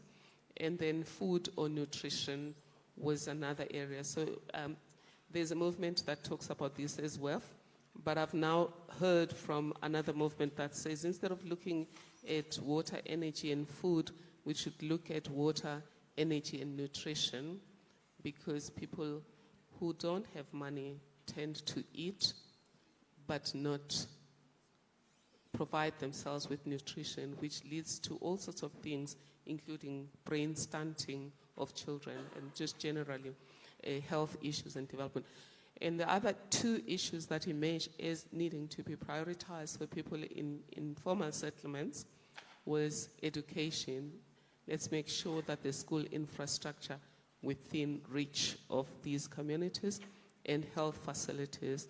And we heard that that is already part, at least in South Africa, that's part of the law for developing new settlements. But the key issue here is in these existing ones, how does every country make sure that your access to education, health, and all of these other amenities does not wait until you can be taken out of an informal settlement or a slum. The fourth one was a suggestion that we start looking elsewhere for solutions, and indigenous solutions could be looked at that people have themselves been providing these solutions for themselves. And I think that links to the suggestion from our colleagues that we look to people on the ground for solutions. And the fifth one was government needs to consider the issue of evictions, which is a big issue for people in informal settlements. That should be part of the deal. And linked to that was the need to have social compacts with the people on the ground, and I would say not in chambers such as Nedlek, because your ordinary people are not there, and the suggestion is that these compacts should reach people on the ground, not only because talking to people on the ground will make sure that solutions are more targeted, but it will also make sure that there's trust and they sustainably implement what has been agreed to. The last matter was leveraging investments. In other words, finding the money. And at this stage, what has emerged is government funding, business funding, and community funding. And a request was made to governments that already SDI has raised $10 million across the globe. It would be lovely if government matches that. But there was also a suggestion there that even if there's a local development, not at a macro level, at a micro level, consideration should be given to people contributing whatever they can contribute to advancing their lives through these SDGs. And the last thing was whatever is done should make sure that it is part of integrated human settlements and integrating these settlements into broader society so that they're not isolated or by themselves. I would like to just thank the panel from my side.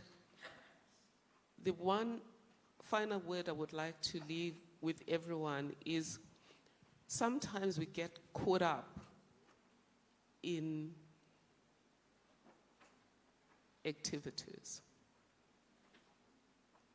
And many of our countries have become very unequal, despite the fact that we are attacking poverty under the Millennium Development Goals and we're now attacking poverty under SDGs.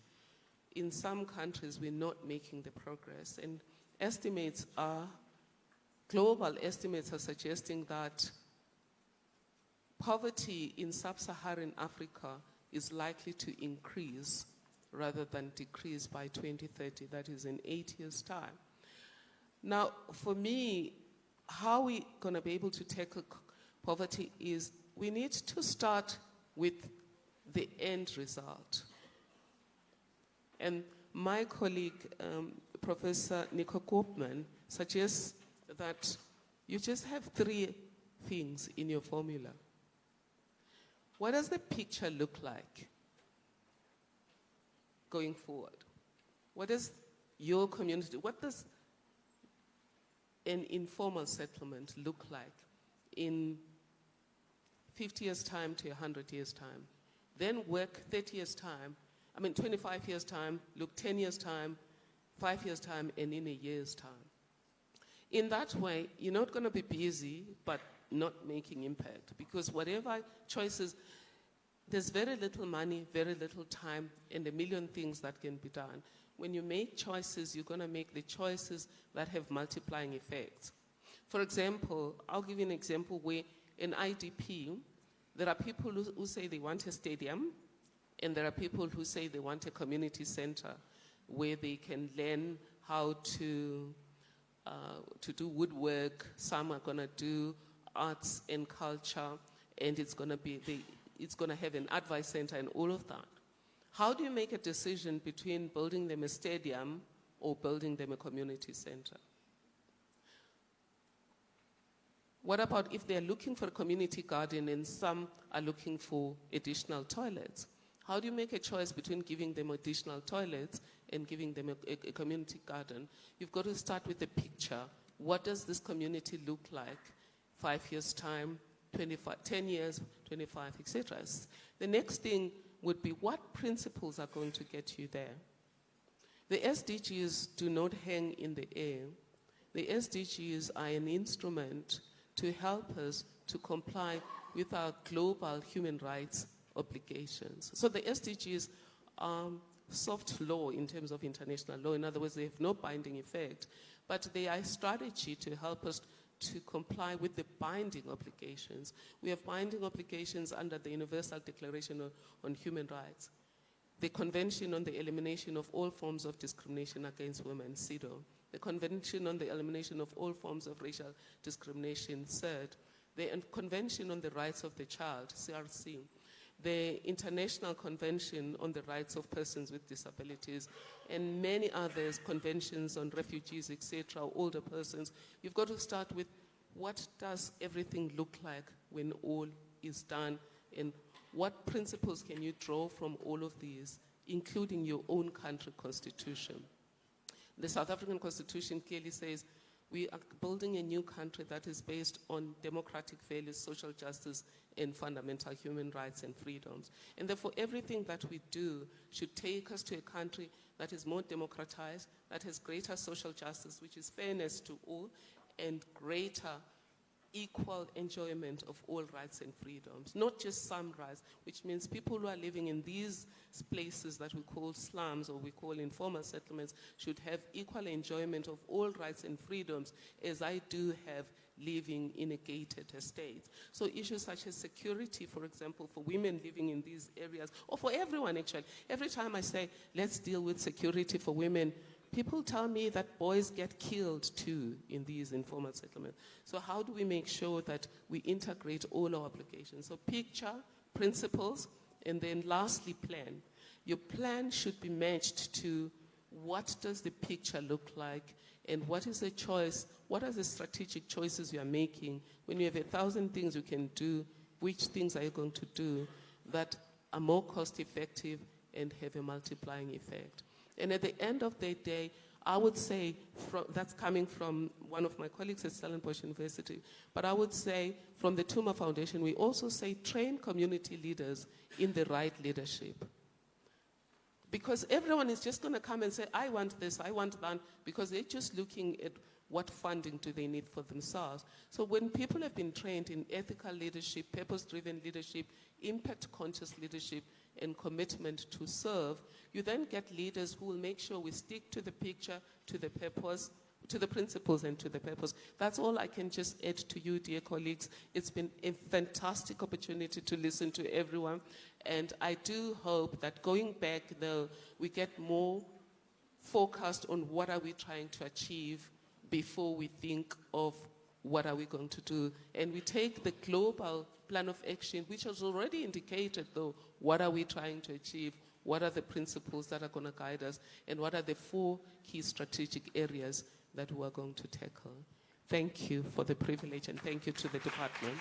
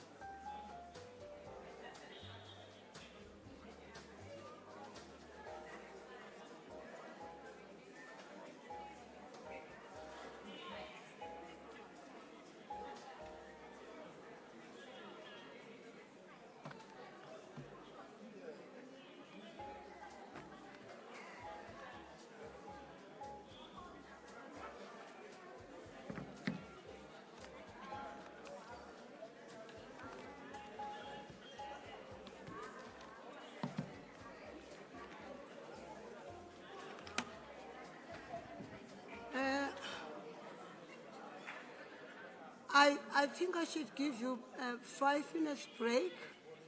You are seeing my face for the first time. I'm the Deputy Minister of Human Settlements. I will be running this session. But just to stretch your legs, let me give you 5 minutes. The time now is 25 to. We will start exactly at 1:45, just to give you time to go to the bathroom, stretch your legs, and then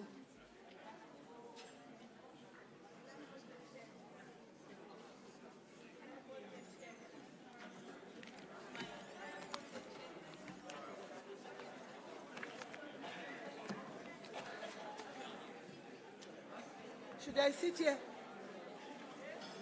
You can't hear me. This one, I can't hear this one.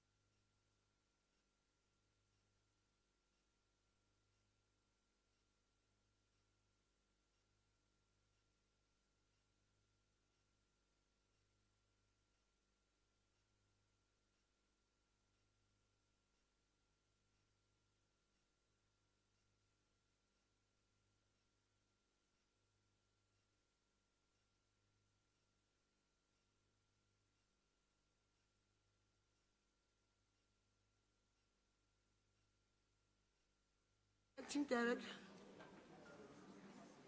General, where are you? Kirsten Sommer, Human Settlements Officer and Program Manager of Participant Islam Upgrading Program. UN Habitant, may you come forward? Honorable Francis Asesco Buaki, please come forward. I think I have about 4 people, if I'm not mistaken.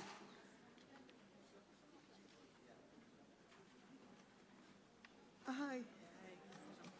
Will be Margaret Mango speaking instead of Patrick. Okay.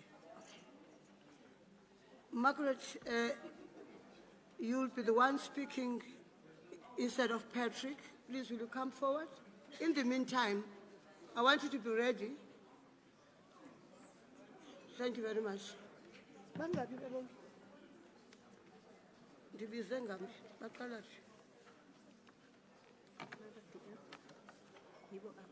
Okay. Patrick, uzokuthetha lo endeni kaPatrick. Yeah, ndibabizile.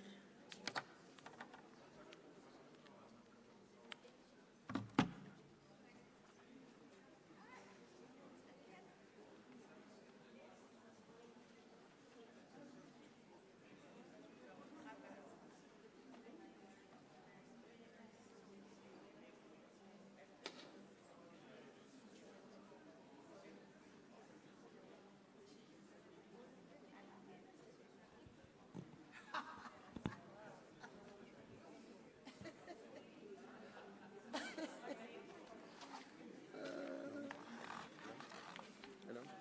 How are you? Fine, thank you. Good, good. When you use this mic, you just turn it up like this. Like this.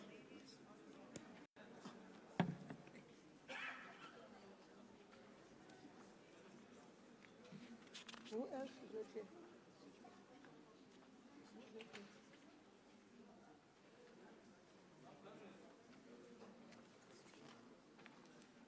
Maybe they're still coming.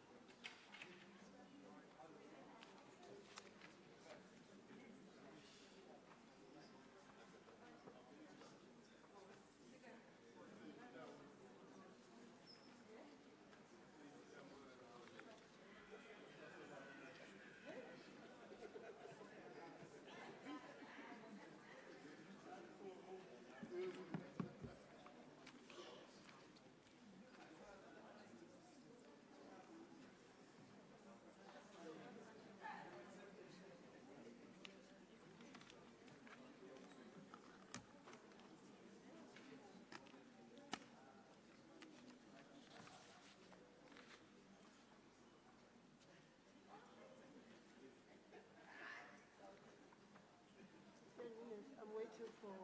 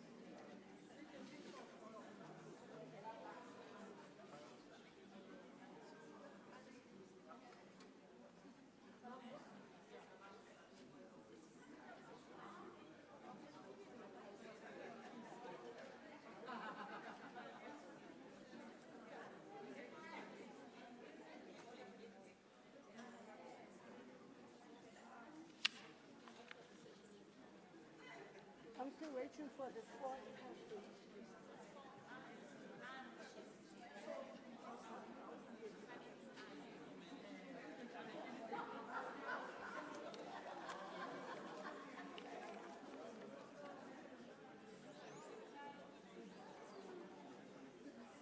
I have.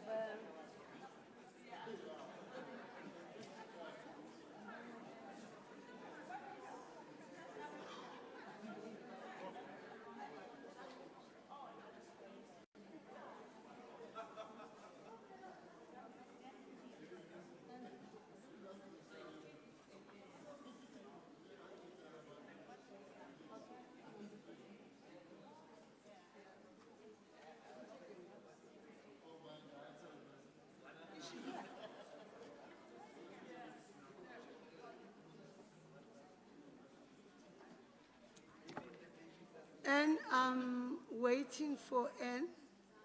Is it possible for Anne to join the panel? Thank you very much. Allow me to start. I started by introducing myself. I'm joining you for the first time. I had a bereavement, but when I came this morning or this afternoon, Minister was not angry with me. She hugged me, and then she said, "Hello, I missed you. I know that you also missed me. But let me start because I know you're exhausted and you've been doing this work, and I've watched you. You're doing a great job for ordinary people of South Africa. Allow me to acknowledge you because I'm standing here for the first time. Let me start by acknowledging my Minister of Human Settlements of South Africa, Minister Kupai, and also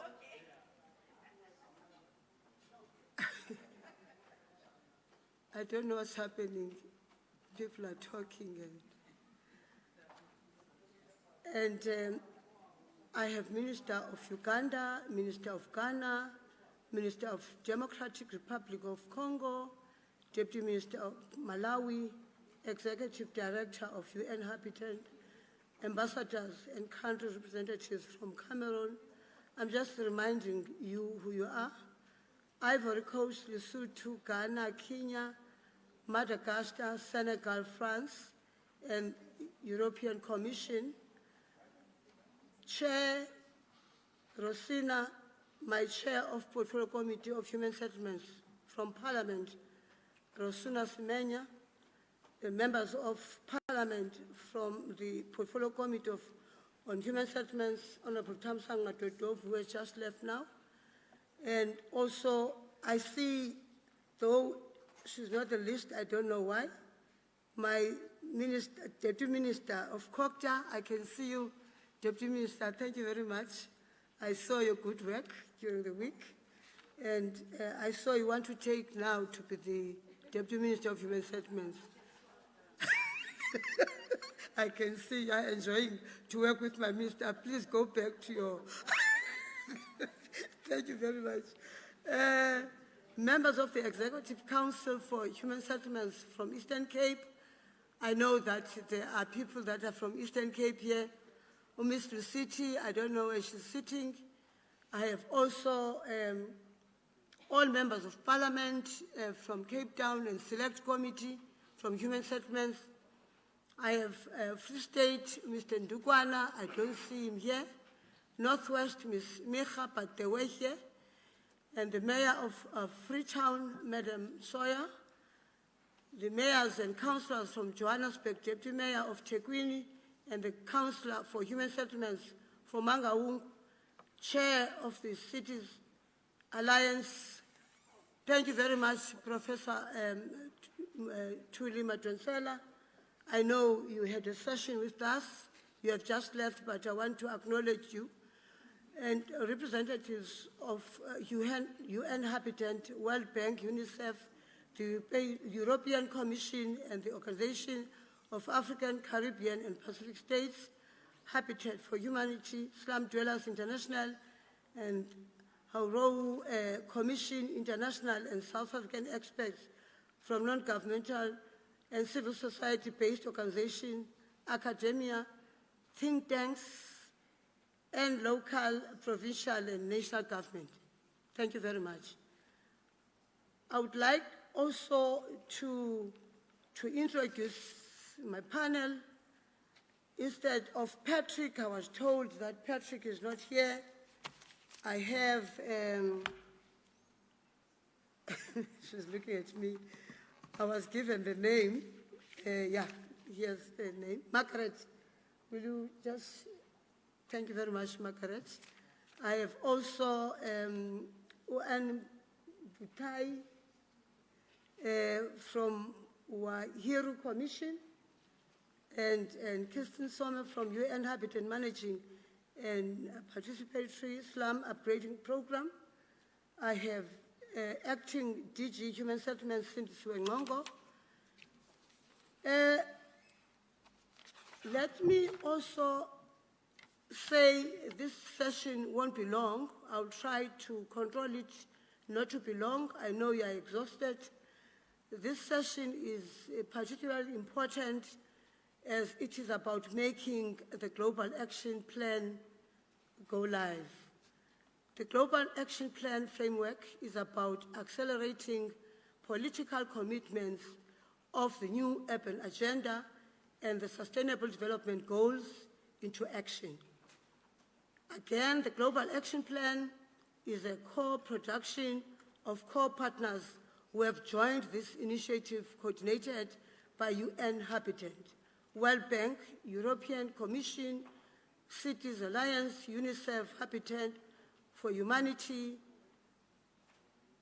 Wahiru Commission, and Slum Dwellers International, all organizations with global long-term exposure to transforming the lives of people living with slums in informal settlements. We are aiming to release a committing and action-oriented resolution. This required bold partnership commitments so we can lobby for transformative commitment, but most importantly, inform, report, and continue consolidating our efforts in the implementation process. We are to lift commitments to the next level, scale ambitions, and deliver strategic targets until 2030 with only 8 years left. I am grateful for the partners on this panel. They are ready to go the extra mile with our honorable government. And I know that with all these issues that I've raised, I have people that are going to elaborate on the issues that I've raised and delegation and assist in accelerating whenever they can. And Habitat for Humanity has been essential in the Habitat-free process, steering the policy paper on housing and the issue paper on informal settlements. Internal settlements, you are a co-partner to the initiative. What your commitments, what action are you planning? I am going to call you, if you will choose, if you want to sit. Some people, like myself, I can't speak when I'm seated. So it's up to you. You may come here or sit where you are. It's your choice. Thank you very much. I thought you were going to clap hands for her.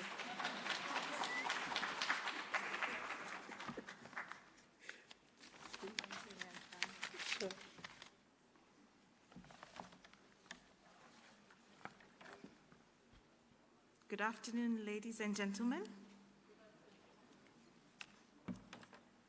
Thank you again, Ma'am Pam, for the opportunity. Thank you for all the stakeholders in the House, led by UN Habitat. So as Habitat for Humanity, as Ma'am Pam has mentioned, we have been committed to supporting the work on the global publication and the Global Action Plan. And we have participated in all the components of the action plan that are being devised. So that's around advocacy, knowledge production. We are working on convenings as Habitat for Humanity International through our housing forums and demonstration projects. So as a co-partner of the Global Action Plan, Habitat for Humanity International is committed to the vision for accelerating the implementation of the SDGs target 11.1, ensuring no one is left behind. So the accelerators for achieving the SDGs and addressing the growing population of cities and their human settlements need, of course, commitment to advocacy, as I have mentioned.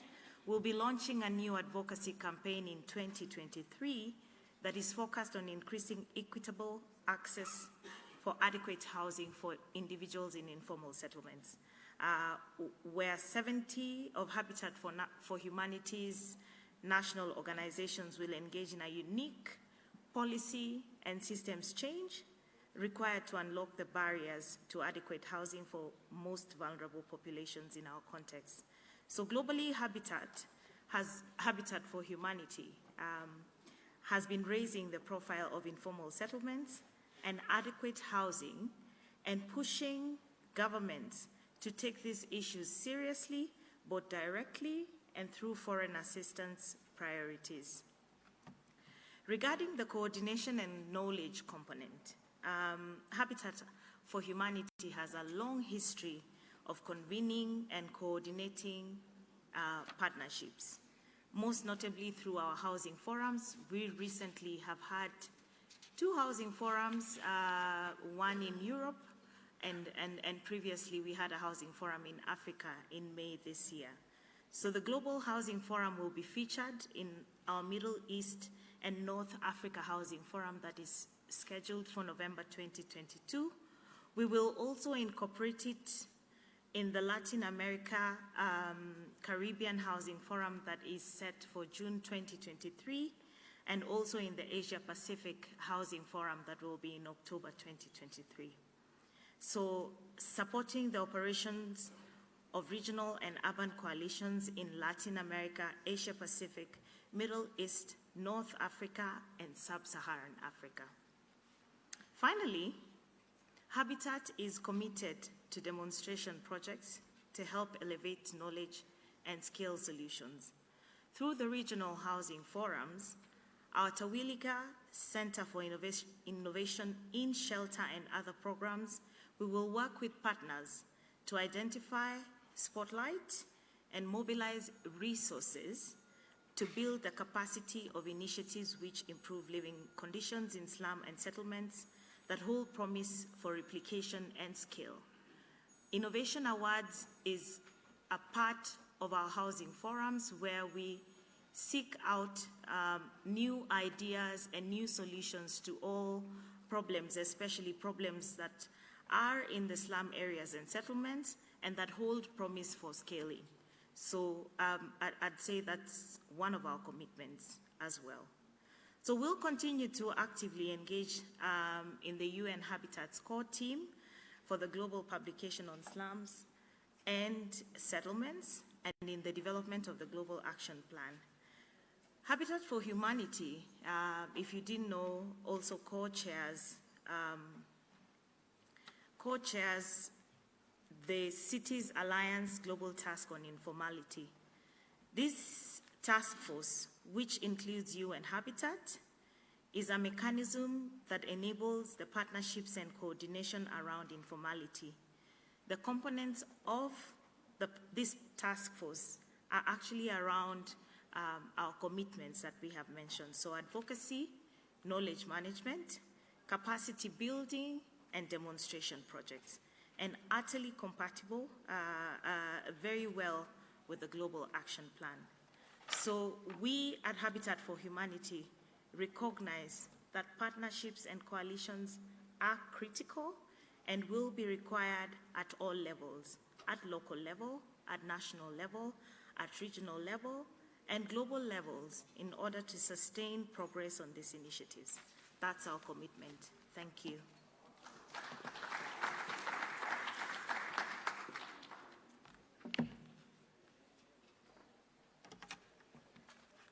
Thank you very much, colleague. What will help me is to call all members of the panel that at the end will interact with them. I don't want to repeat what the N has said. I'm going to quickly call Wairu Commission is representing people's voices in this process. An inclusive and integrated vision requires inputs and leadership from communities. You have been an active part in the elaboration. What are your milestones moving forward until June 2023? That's my question. Thank you very much.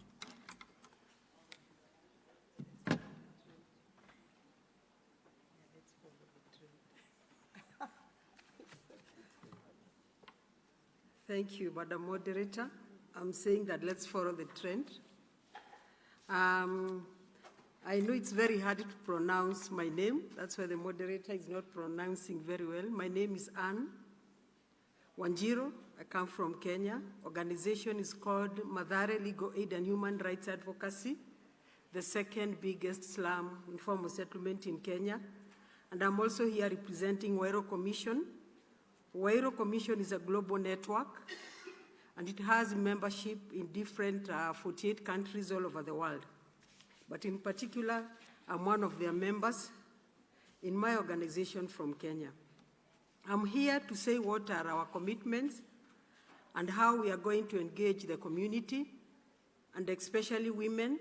As we know, women are mostly marginalized, and especially women, those who live in informal settlements, are very marginalized when decisions are being made.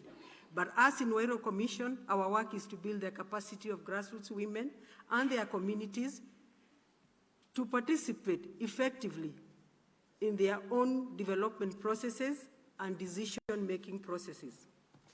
I'll start by saying that as Wairo Commission, we want to thank the role taken by the government of South Africa. It has played in championing the issues of informal settlements and the support of UN Habitat and other partners in this developing process of global action plan. As Wairo Commission, we are committed purposely to try and support the implementation of the global action plan at the grassroots level by engaging our communities in different countries all over the world. We are going to do in 3 or 4 different ways. I'll start by saying the vertical approach.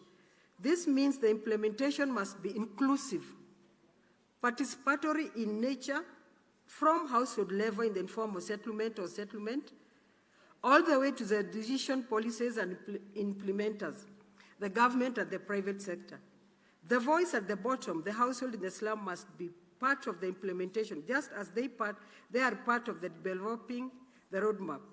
Global grassroots movements such as Wairo Commission has different strategies, models, tools to approach the community. The horizontally approach is what would make the roadmap benefit globally. It is important to facilitate the inclusion and active participation of residents of slums and informal settlements from all corners of the globe to the farthest one side of the world. Effectively, implementation of this roadmap is one that does not have to leave anyone behind. That does not discriminate on the basis of local, political, social, economic characteristic in a particular country. And active linkages that grassroots movements such as Wairo Commission, SDI, and other organizations provide between different slums and informal settlement are engaged from the process when it begins until it achieves its goals. Centered approach. The implementation of the roadmap needs to be centered on the interest of slum and informal settlement communities. This centering of slums and informal settlement communities demands that there is inclusive and meaningful partnerships with grassroots women and their communities in implementing the roadmap. The existence of grassroots organization movement make it easier for the inclusion participation. Another thing is that disseminating the content and objectives of this roadmap through our global network to make sure it reaches the farthest household in the informal settlements around the world.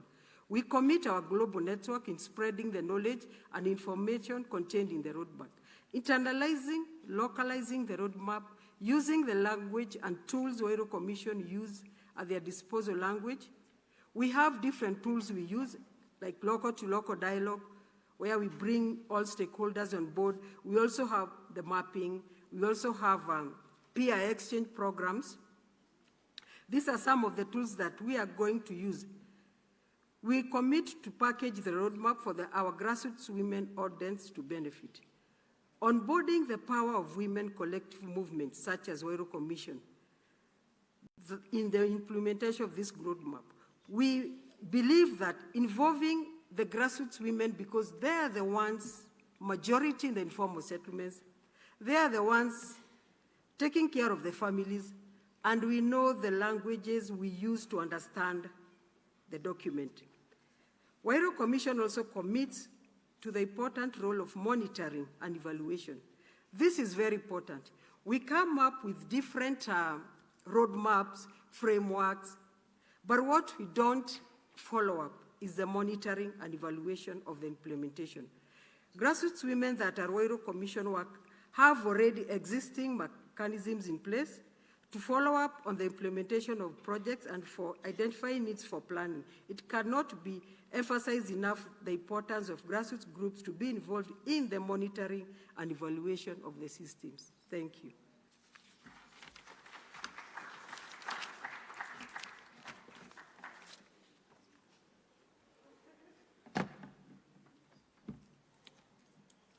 Thank you very much, colleague. And I do want to emphasize the fact that we as government good at policies and the issue of monitoring and evaluation, we don't do it. And also I think you raised something very important of involving the grassroots level. I think it's something that we need to do and that we are doing, and we need to do more. And the way it is written in this handbook is the way I'm calling you, but I'm so sorry that we called you later. You were supposed to sit in the middle. So I'm sorry for that. And I'm now going to call the UN Habitant, and who has been coordinating the Global Action Plan Task Force, co-organizing this important event. What are the next milestones and commitments of UN Habitant moving forward? Thank you very much.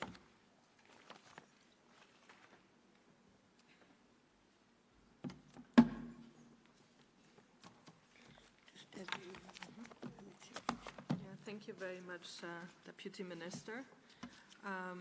Thank you. It's a pleasure to be almost at the closure. Thank you all for your contributions during the conference, this important meeting. I think it has shown how important it is to get together and how important partnerships are. There was a lot of learning and exciting exchange happening the last days, and also the importance of a consolidated vision. We all know resources are very tight, and really the challenges are immense. We have an immense scale with 1 billion slum dwellers today, 3 billion by 2050.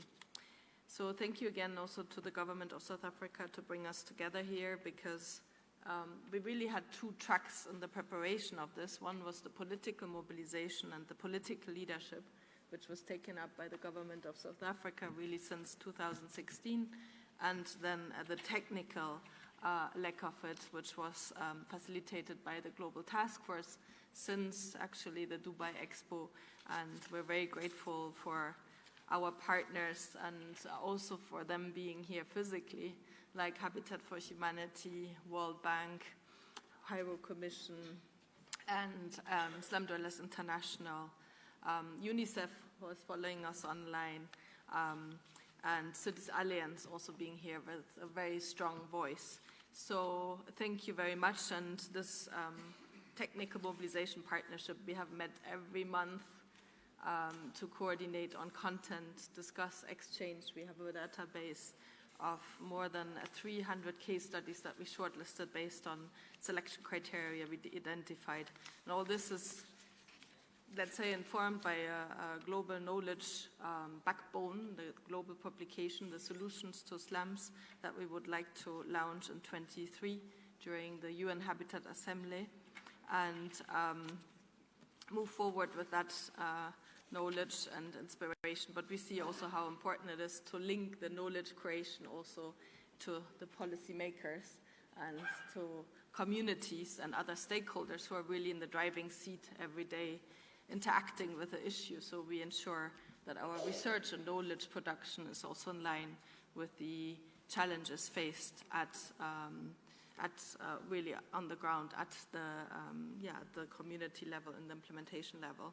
So our commitment on the technical side is we will continue following up on the coordination of this global knowledge product, the global publication, and also the advocacy around it.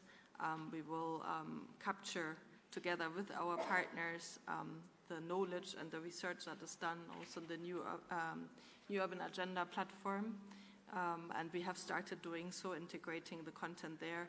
We will develop a joint monitoring and reporting framework to be sure in the months to come, but also beyond then the UN Habitat Assembly, we keep the momentum. And one thing that we also identified in the Global Task Force is that we would like to move to joint also programming at country level, and we have had exchange around that. We would like to translate what we are saying here, many words were towards, or calls were towards action, so that we really are sure that we translate also as a partnership, supporting this action plan to actions on the ground.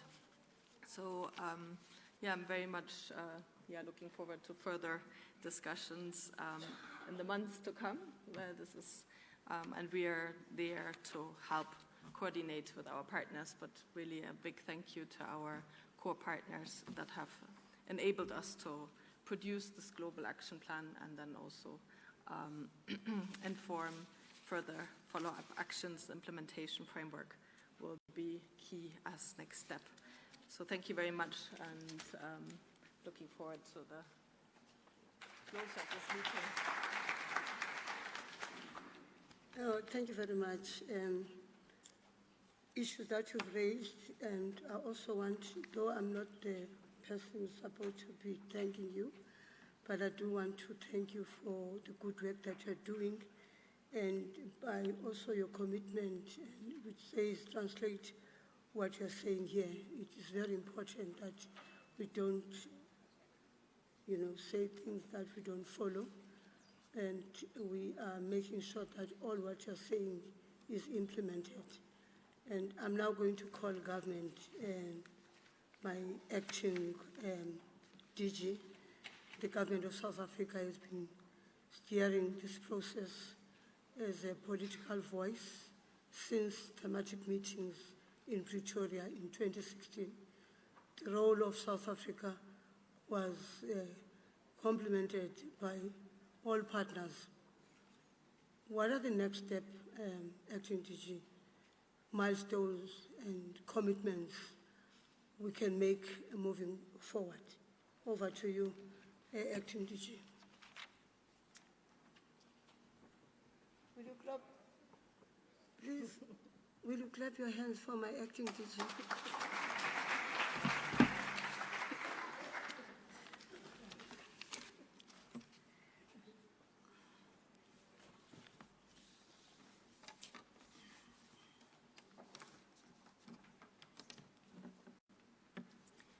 Thank you, Deputy Minister, Honorable Chwete. Good afternoon. Good afternoon. Thank you. As we are coming to the closure of this event, it is indeed poetic that we have returned here to the exact place where we met to decide on the inputs to the new urban agenda on informal settlements and slums, and that was in 2016. 6 years later, we are here committing to scale up on the implementation. The discussions over the past 2 days have been instructive, as they demonstrate that we have wealth of ideas and experiences in this room and across the globe. This is also a demonstration of how much we can achieve if we all collaborate together. During the past 2 days, we have achieved a lot. However, there is a proposal or a need to continue with this conversation.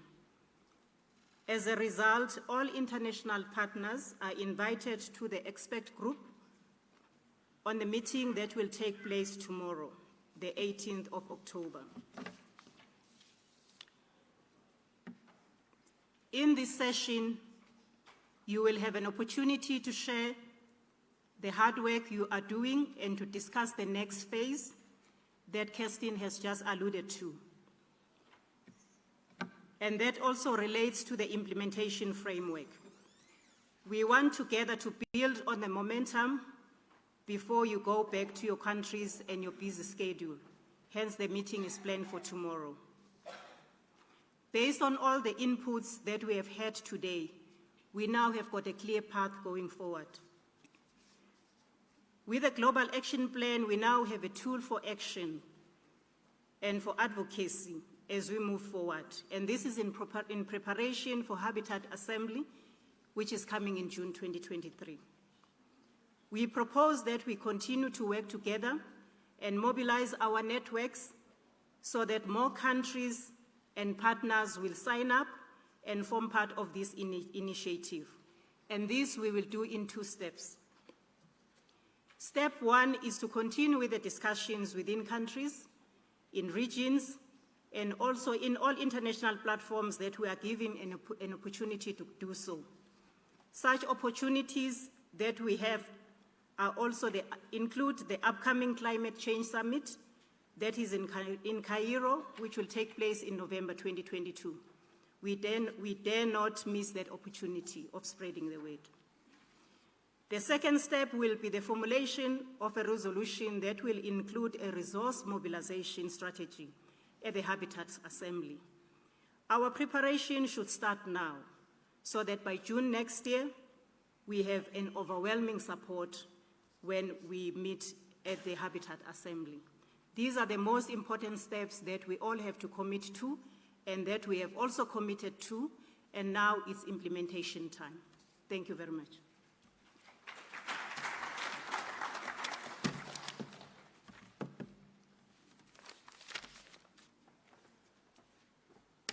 Oh, thank you very much, Acting DG. Acting DG, next year, June, is only 6 months to go. So what does it mean? We must pull our socks and make sure that we are very much organized. And thank you, DG, for issues that you've raised and your commitments to mobilize our networks. And I'm thinking, rather than repeating what the commitments you've listened to, we might have other people that are saying this commitment, we haven't mentioned it. And I thought it's quite important for now to give you that time. We've listened to 3 or 4, fourth government is the 4th one, that are committing. And now, after listening to commitments, what is it that you would like to add? I will take only 3 hands because of time, and we can do it in writing. We're still going to go a long way. June next year, it's just next door, but I'll wait for the hands if they are there. Thank you very much. You will be number 1, number 2. And it's all men. I would like to see ladies' hand. I would like to see ladies' hand. So, number 1, can you start off your commitment? Thanks, Deputy Minister.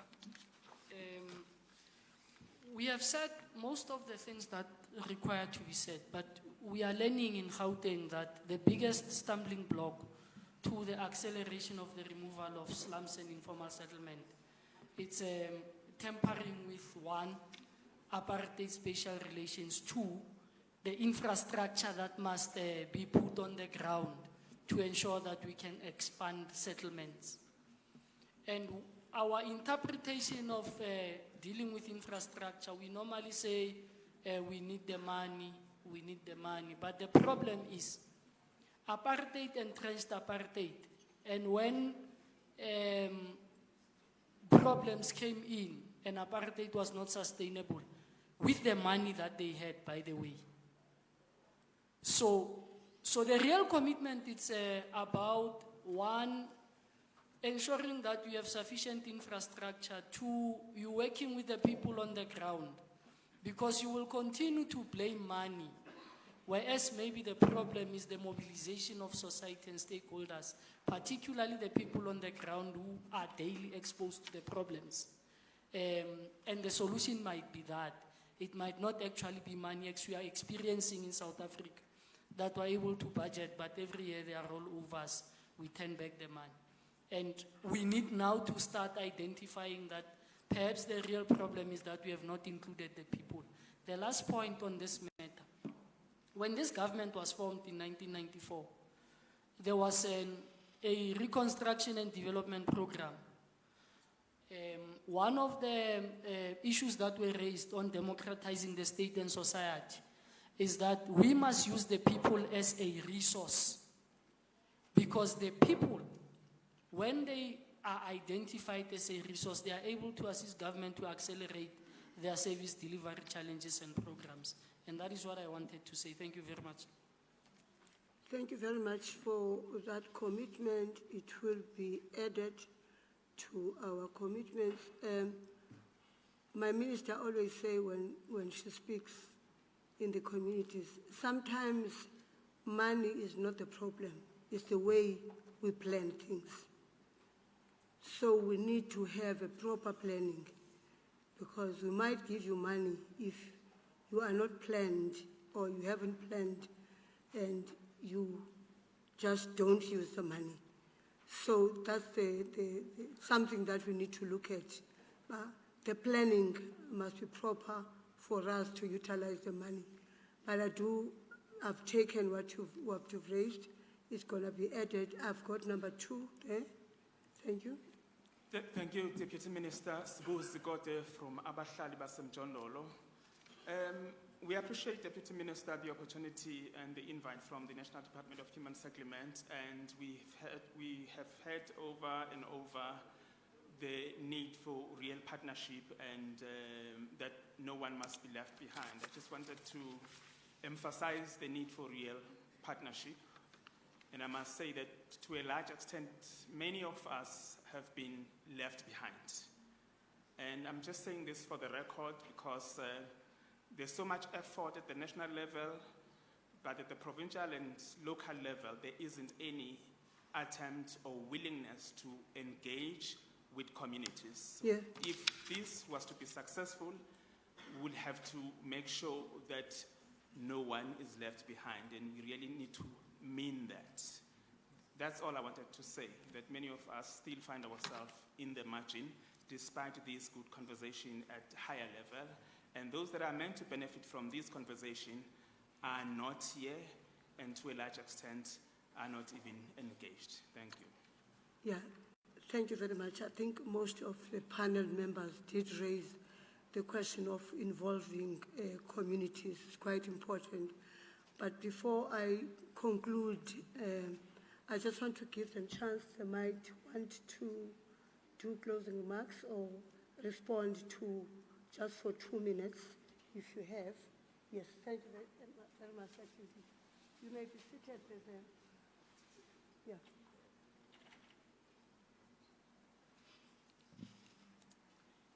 Thank you, Deputy Minister.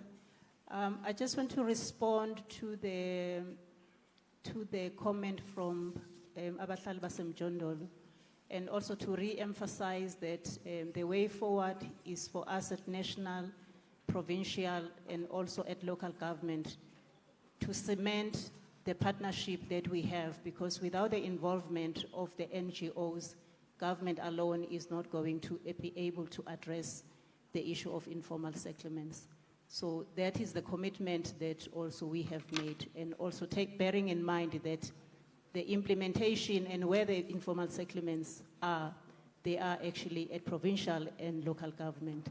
So also at national department, we will also facilitate that partnership, which must be continuous, so that we can achieve more together. Thank you. Thank you very much, Acting TG. I'm not quite sure if there's anything. Are you fine? Thank you. Okay. You may respond.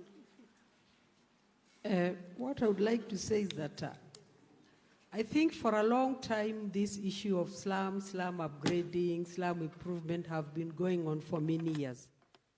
But unless we do it in partnership with us who are living in the informal settlements, I think we'll not have any milestone. So the key thing is that also when governments are doing their budgets, they need to allocate more resources so that at least we can have resources going towards improving the informal settlements or upgrading the informal settlements. I like one of the strategies our government uses, the Settlement Executive Committee.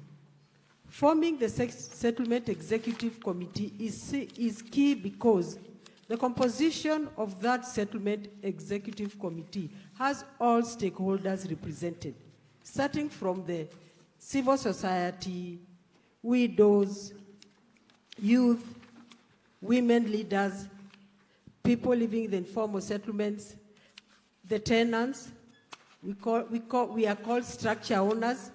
And I think if we have such committee, which can be a linkage between the communities living in the informal settlements and the government, I think we shall be able to achieve in implementing the Global Action Plan framework. Thank you.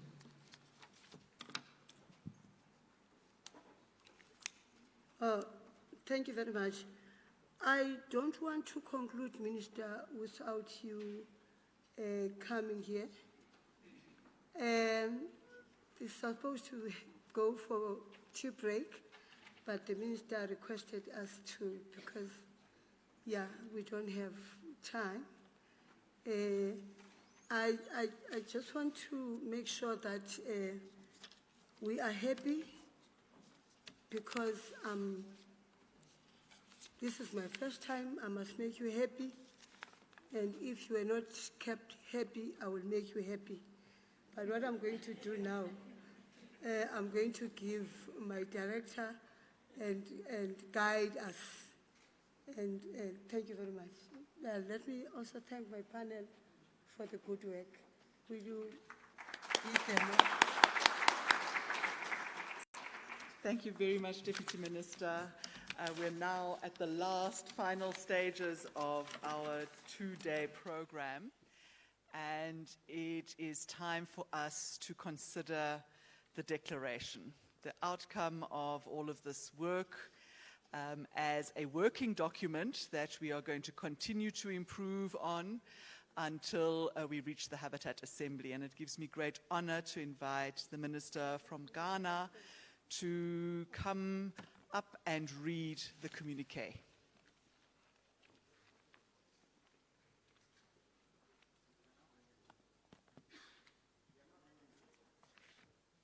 They don't have it yet? Okay. One.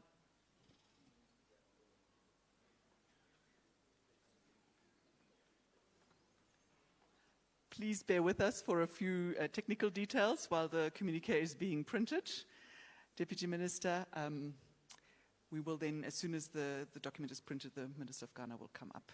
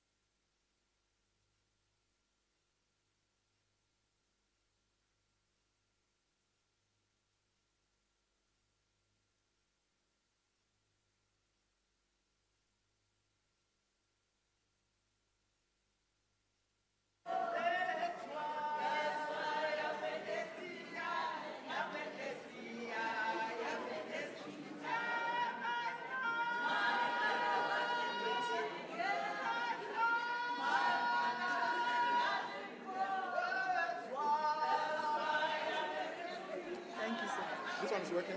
I think so.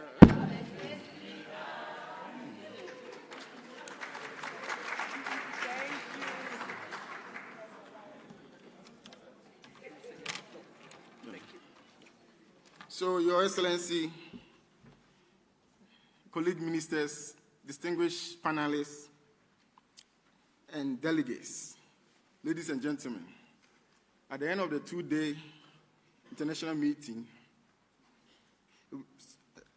an agreed resolution has been adopted in the form of a communique, and it is with enormous pleasure that I present on your behalf. We, the ministers responsible for cities and human settlement today, with representatives of local authorities, international organizations, and other stakeholders, honor the initiative of the government of South Africa in hosting the launch of the Global Action Plan for Transforming Informal Settlements and Slums in Pretoria on 16th and 17th October 2022, to bring together stakeholders to effectively face the challenges to achieving the Sustainable Development Goal 11 of the 2020 Agenda for Sustainable Development, making cities and other human settlements inclusive, safe, resilient, and sustainable.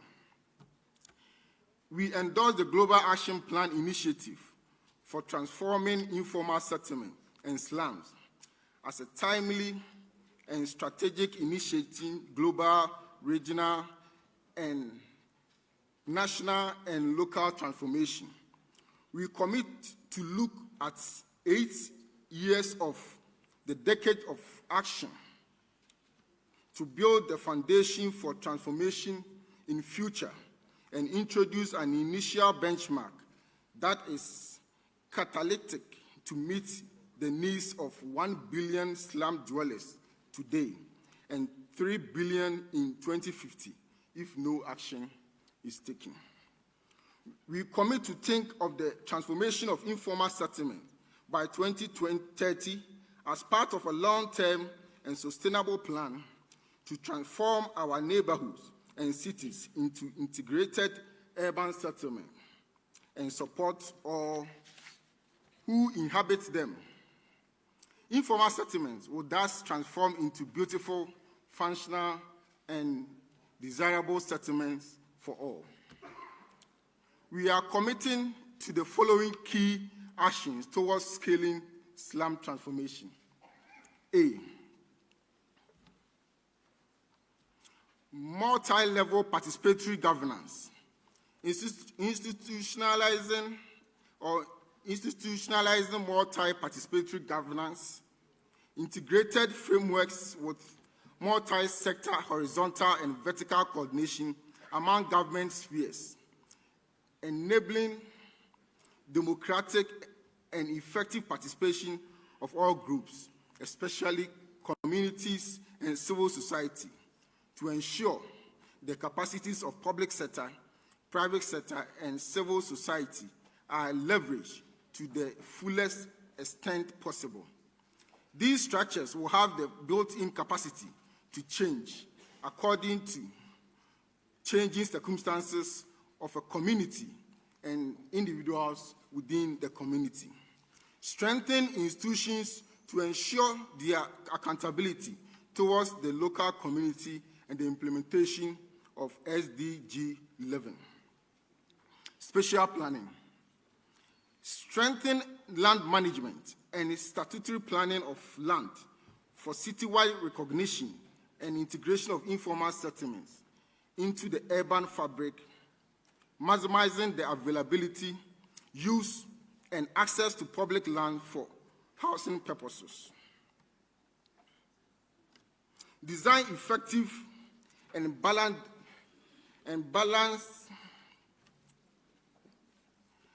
densification to avoid non-planned and environmentally predatory urban expansion. Ensure equitable and empowered participation of the residents of direct involvement in integrated planning, and decision-making to enable culturally adequate and inclusive design of interventions and solutions following a people-centered development approach. Data. Improve methodologies of enumeration exercise to reflect more accurately the reality of informal settlement and households and disaggregated data. Collect data across all settlements, regardless of tenure, status, or legal regularization, through an integrated approach that goes beyond the isolated settlement level, including transformation costs and affordability, as well as impacts of intervention and dynamics of movements of households after interventions. Policies. Review and design enabling legal, regulatory, planning, investment, and institutional frameworks at local, metropolitan, and national levels, establishing transformation targets with a long-term perspective with mid-term benchmarks to create, mandate, and capacitate institutions for implementation. This will require the establishment and integration of high-level policy coordination mechanism for implementation and follow-up monitoring. Mainstream community participation in the formation of transformative public policies. E. Comprehensive packages of adequate housing.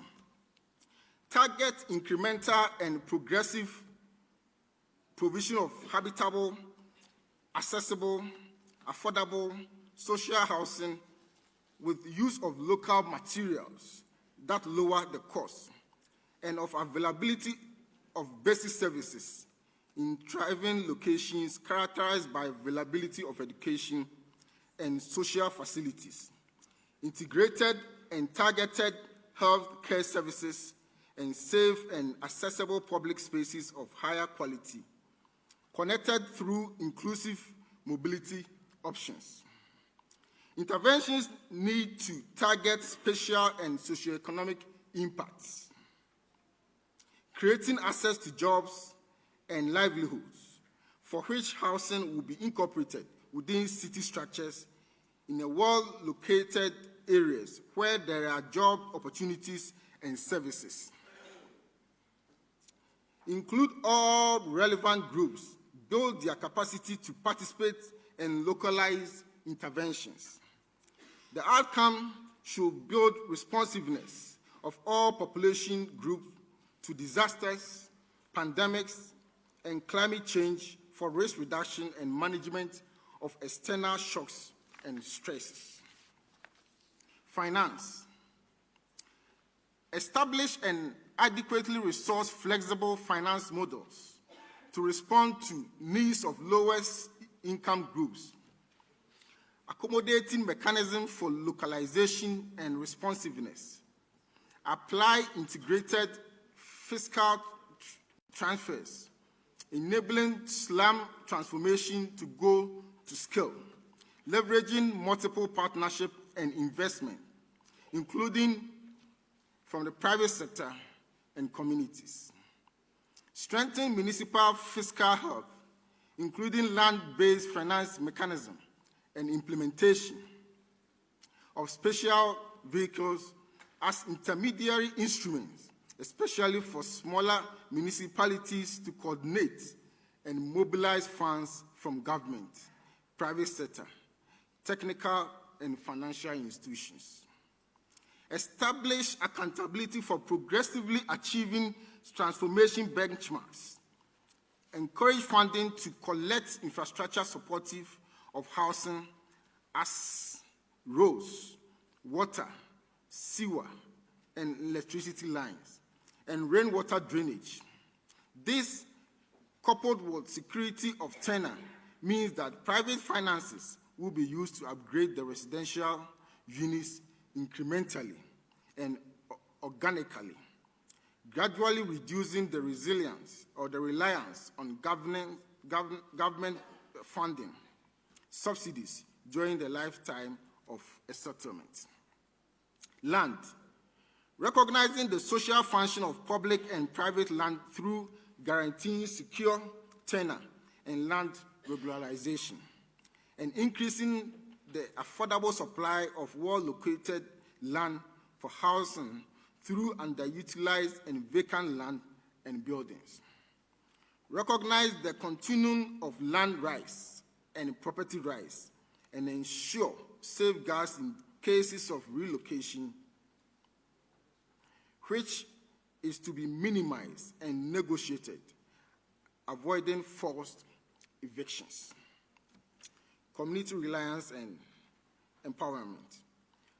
Produce and create new knowledge based on local experiences, on resilience and community approaches, including tailored adaptation and mitigation measures, establishing platforms to enable horizontal exchange between stakeholders to enhance capacities. Support innovations in identifying potentials of the community in data generation and solution. Finding collaboration with the public agencies. Implement actions to strengthen community-based organizations. Support and identify key stakeholders and nurture them through various engagements. Capacities. Collaborate with universities and other actors to ensure alignment of curriculum and promote courses for public, social, and private stakeholders, capturing the knowledge from practitioners and case studies. Collaboration for implementation. Initiate open and regular dialogue on all levels of governance, engaging with other ministries from national government, subnational administration, civil society and communities, private sector agents, academia to review and specify the central action areas and identify key action. Commit to co-establish multiple partnership frameworks at different levels, that is global, regional, national, and local, and participate in regional consultations to inform the way forward, expanding and diversifying existing partnerships in consolidated and coordinated structures, and promoting exchanges, accelerating and monitoring the implementation of the Global Action Plan and the SDG 11 globally through Global Implementation Framework to be endorsed during the UN Habitat Assembly in June 2023, and regularly revisited during regular international events such as biannual World Urban Forum. Thank you very much for your attention.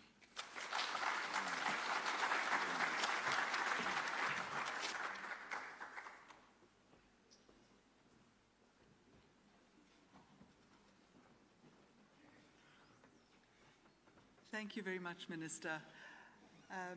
Executive Director, Ministers, colleagues, this is the outcome of the work that you've done over the last 2 years, 2 days and years, I suppose, but the last 2 days. Executive Director, I would like to invite you now to reflect on this communiqué and make your closing remarks. Thank you.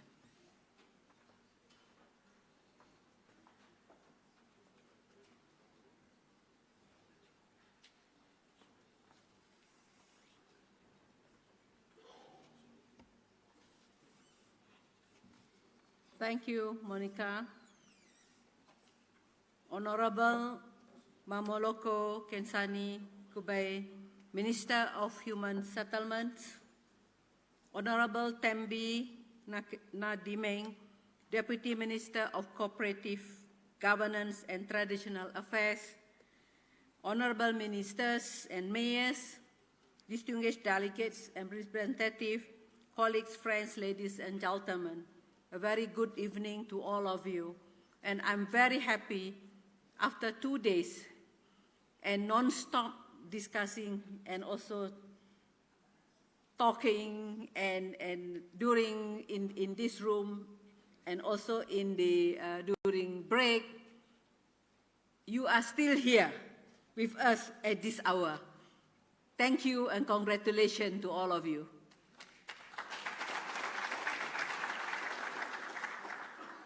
We are at the end of the launch of this global action plan, accelerating the transformation of informal settlements and slums by 2030, hosted by the government of South Africa, and we are at the beginning of a new journey and a new hope. We have carefully listened to your commitment and statements during this conference. I am grateful for your contribution. We are informed and going forward with a consolidated multiple partnership framework and commitment to ending marginalization and transforming informal settlement and slums, leaving no one and no place behind. Let's together prove that cities are not only the source of problems, but also the powerhouse to drive transformative changes. We are pleased to take the following commitment home with us as I listen to the discussion just now, that the global action plan for slum transformation is needed. We need to act now to tackle the challenges at hand and provide a better quality of life for all, for today and tomorrow and beyond.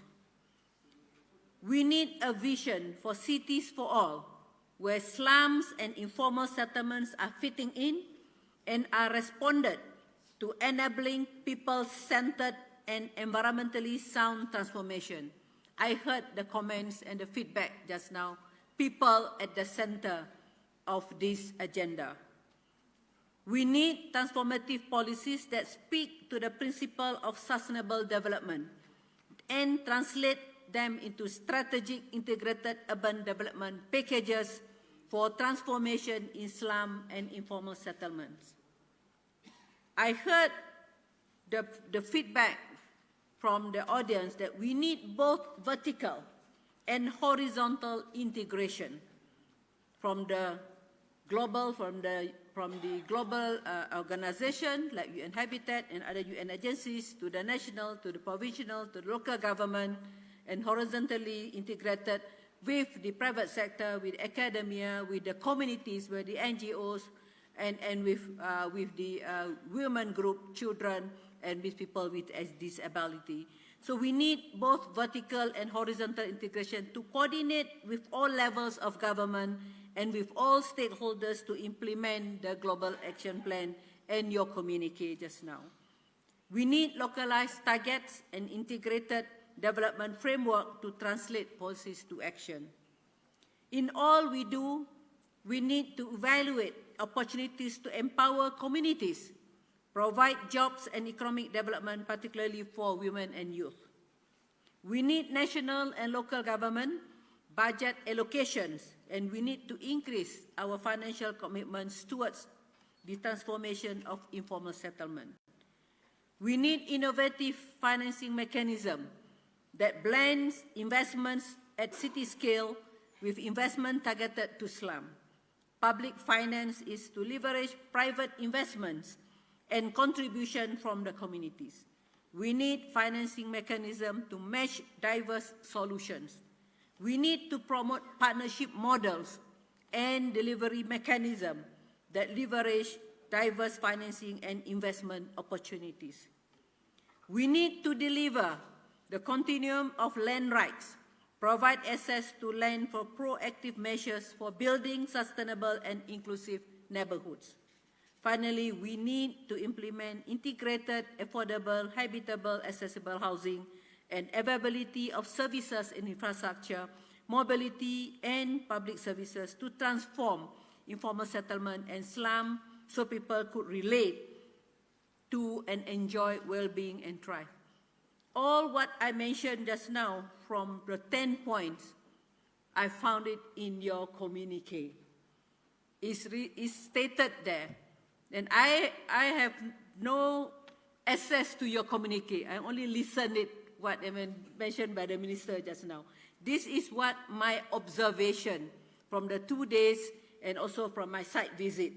And I am very, very happy. You are even put it in terms of sector, in terms of itemize it. And then this is a very, very good, and I really, really appreciate. And I would like to congratulate you to come up with a communique. And I also would like to close by thanking the government of South Africa for being the global champion, bringing governments around the world together, bringing government around this continent together, taking stock of what has worked and what is needed next, and feeding this in a global debate, reforming and informing a resolution that is action-oriented and informed by a multiple partnership strategy, as also reflected in your communique. Let's follow the spirit created here in Pretoria of South Africa and be the global champion of the journey we just started together. Let us start the journey and work together towards the UN Habitat Assembly in June 2023, as also reflected in your communique. I'm so happy that what the 10 points that I'm saying here is very much aligned with your outcomes and the communique. And also towards the next World Urban Forum in Egypt in 2024. You mentioned that to be revisited in the biennially in the World Urban Forum. But the next World Urban Forum will be in Egypt, in this continent in 2024, to demonstrate that impacts at scale is possible. Together, we can transform 1 billion lives and make our cities and communities more inclusive, more safe, resilient, and sustainable. And a big thank you to the government of South Africa, and please allow me to compliment on the leadership of the Minister of Human Settlement, Honorable Mameloko Gubaye.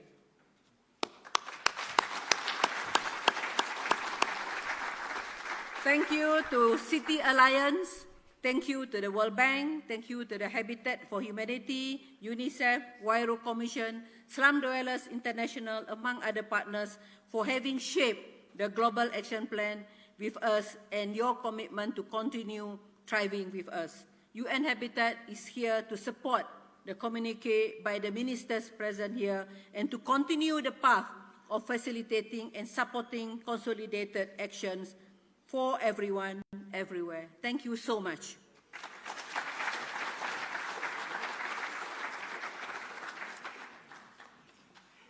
Thank you very much, Executive Director. It gives me great pleasure to welcome the Minister for her closing remarks so that we can end this session on a high note. Thank you very much, Minister.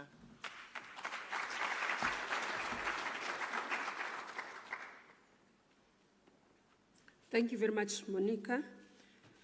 The Executive Director of UN Habitat, Ms.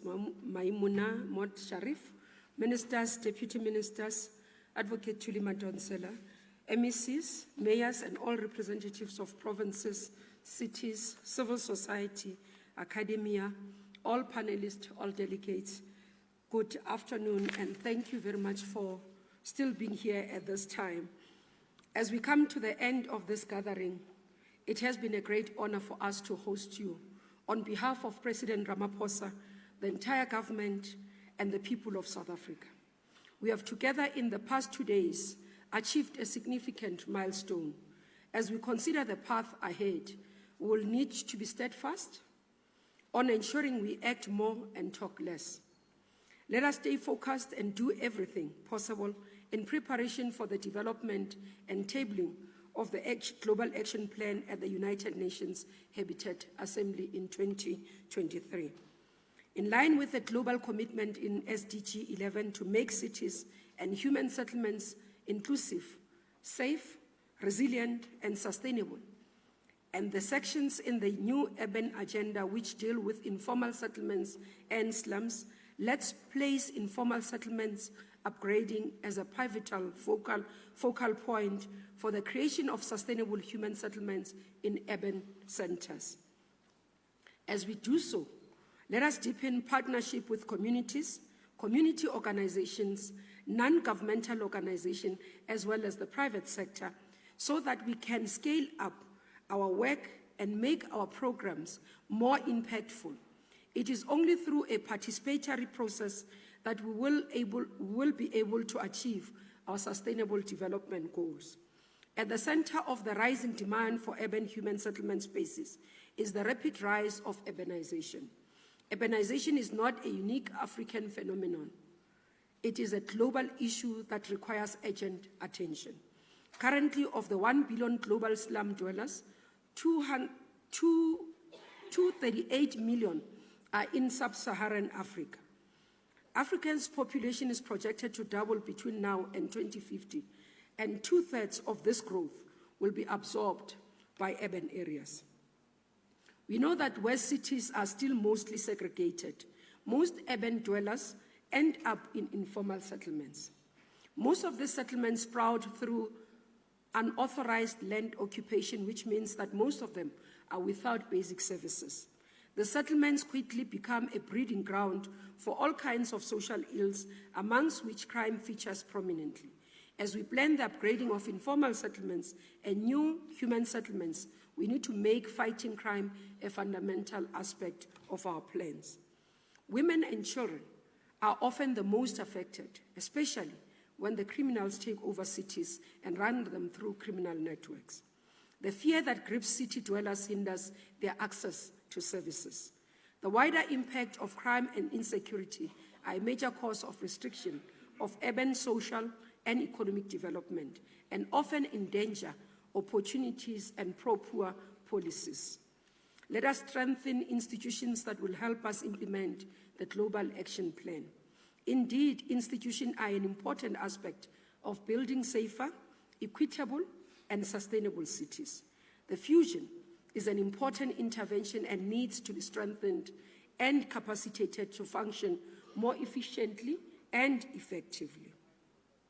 Let's create cities where we can walk safely, when children can play without fear, and economic opportunities increase for all urban dwellers. It is possible to ensure that we leave no one behind and no place behind. As we conclude this day, I would like to thank each and every one of you who took time to join this program. And I know the members of parliament who are here will be holding us accountable as we appear before them to account in terms of the action plan that we have committed here. And much of the issues that they have listened here. The chairpersons have been here, members of parliament have been here throughout the time, and noting that they've been taking notes, and some of them saying to me, Minister, we are going to ask you some of these questions to answer. So, Edie, let me thank you specifically. From the bottom of our hearts as South Africans, would like to thank you for your mission. We'd like to thank you for the time. You've been generous to us. You've actually shared more with us, and you've actually put us in the map in order for us to be able to share our experiences with our colleagues, with the practitioners that are here, that are continuing tomorrow. With this, we'd really like to say you have demonstrated to us that when women lead, there is action. And in South African language, we say, Malibongwe. Ministers from various countries, my colleagues, thank you very much for honoring us and joining us in person, and those who could join us online. We cannot rest until we have placed everyone who currently find themselves mad in poverty in slums and informal settlements into decayed home. Today, I also call you my brothers and sisters because we'll be able to travel this journey together. It is comforting to know that while we face these challenges, one is not alone. As Nelson Mandela once reminded us, I quote, like slavery and apartheid, poverty is not natural. It is man-made, and it can be overcome and eradicated by the actions of human beings. And overcoming poverty is not a gesture of charity. It is an act of justice, unquote. Elimination of slums and informal settlements and placing people in decent homes is not an act of charity. It is an act of justice. I would like to thank you all participants for being here today. On behalf of South Africa, as I said, and her people, thank you very much for honoring us and being part of this. As I conclude, I'd like to request the AD to come forward so that we can show in the true South African nature how we do say thank you to our visitors. And later I will ask the ministers and the deputy ministers who have joined to join me on stage as we thank them in the true South African way. Thank you very much.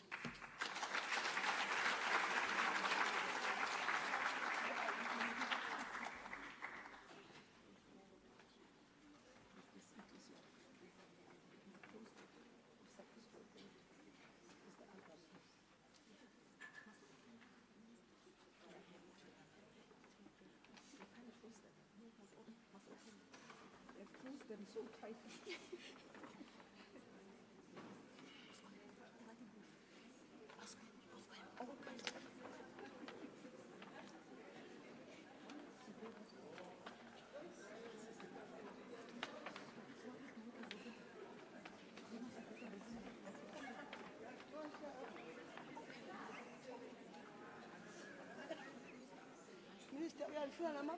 Not yet. Okay.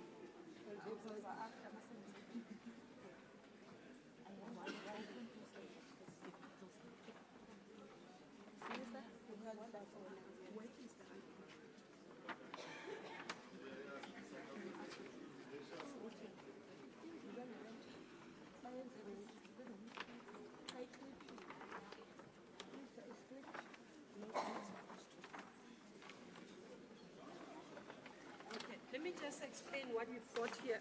Oh, sorry. In the true South African way, we've got you a portrait of Nelson Mandela to carry home, and also some of the memorabilia so that you can remember South Africa for who she is and all that. So I hope this picture reminds you, as I quoted, of our founder who said to us that what we do is humanity and we must continue to act in this manner. It's a responsibility that we have.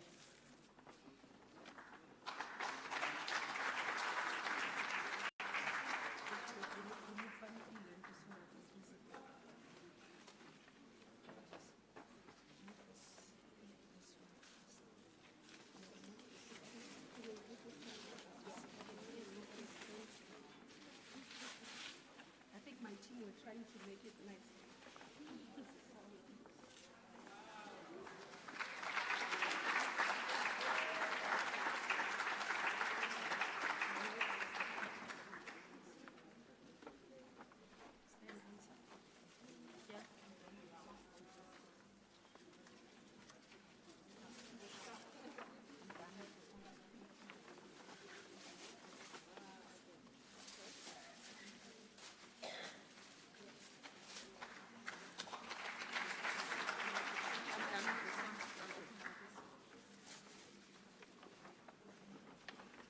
Can I request Minister of Uganda, Minister of Ghana, Minister of DRC, and the Minister of Cameroon, Deputy Minister of Malawi, and Professor Madonsela to join me on stage.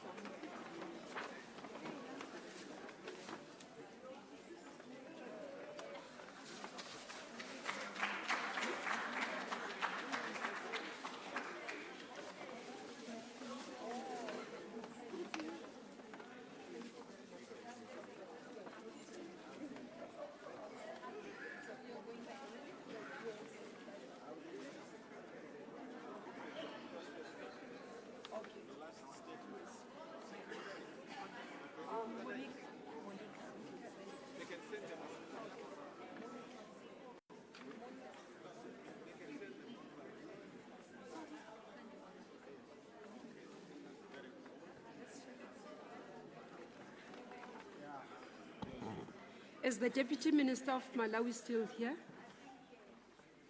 Okay.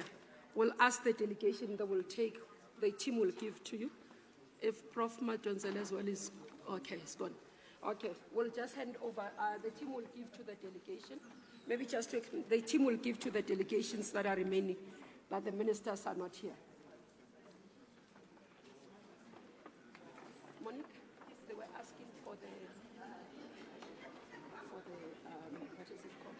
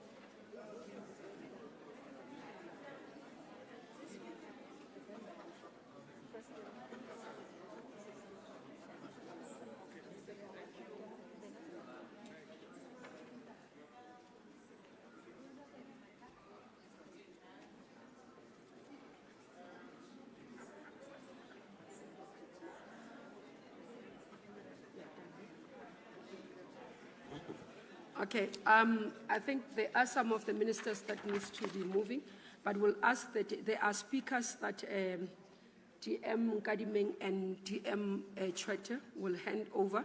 I'm just going to ask that the list be called out quickly so that they can come and we are able to release some of our speakers. May I have your PowerPoint, please, Minister? Sorry, thank you. Thank you.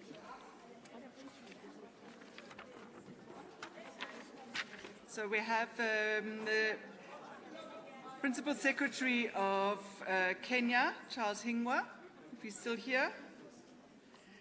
The Mayor of Freetown, to please come to the stage. The MEC from the Eastern Cape, Lusiti.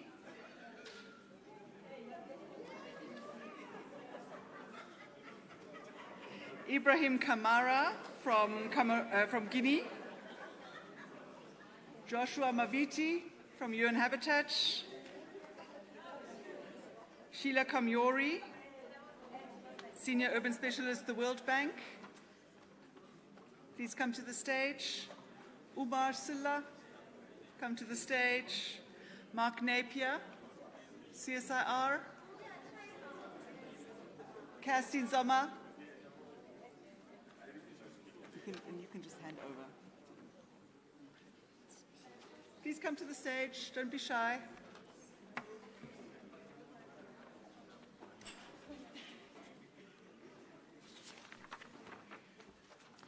Patrick Kanagasingham from Habitat for Humanity. Mampaka Jeanette Mabesa from Lesotho. Mari Hutsameya from Wits University. Rose Molokwane from SDI.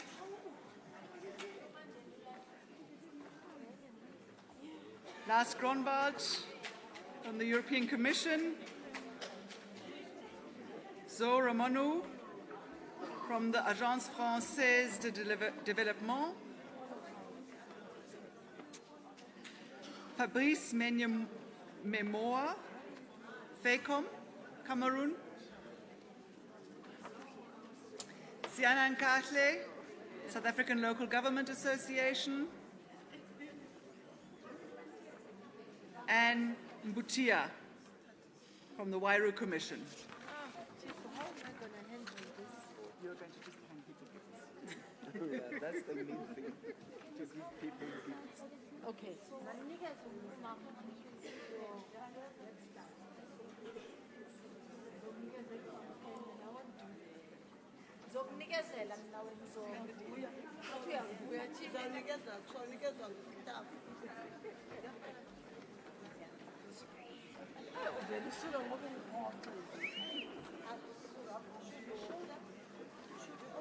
No, you can just give them to them. Just hand them over.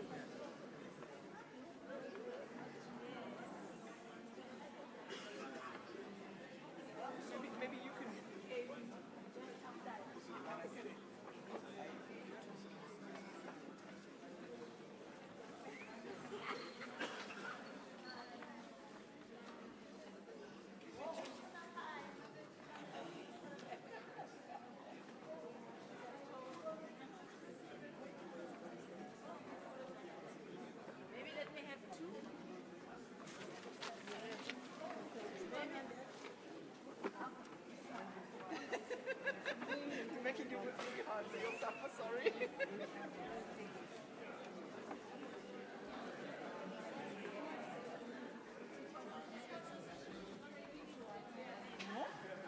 Let's see. Is this right? Everybody have? Not yet.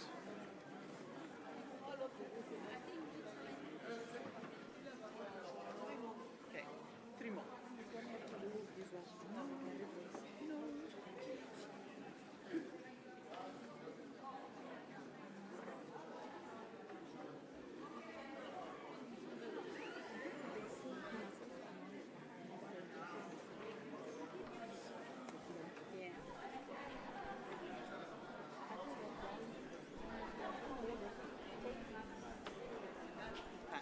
Thanks.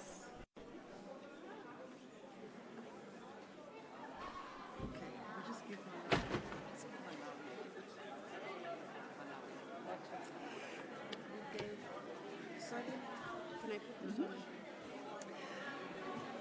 With that, ladies and gentlemen, we are done and dusted. I think you can give yourselves a round of applause. And for your hard work, you are going to be treated immediately to a dinner and musical entertainment. Please proceed directly to the dinner, and then we will be done. Can I take this? Just wait for everybody to leave so it doesn't look so obvious that there were so many gifts left over. Yeah? Just wait a minute. Thanks.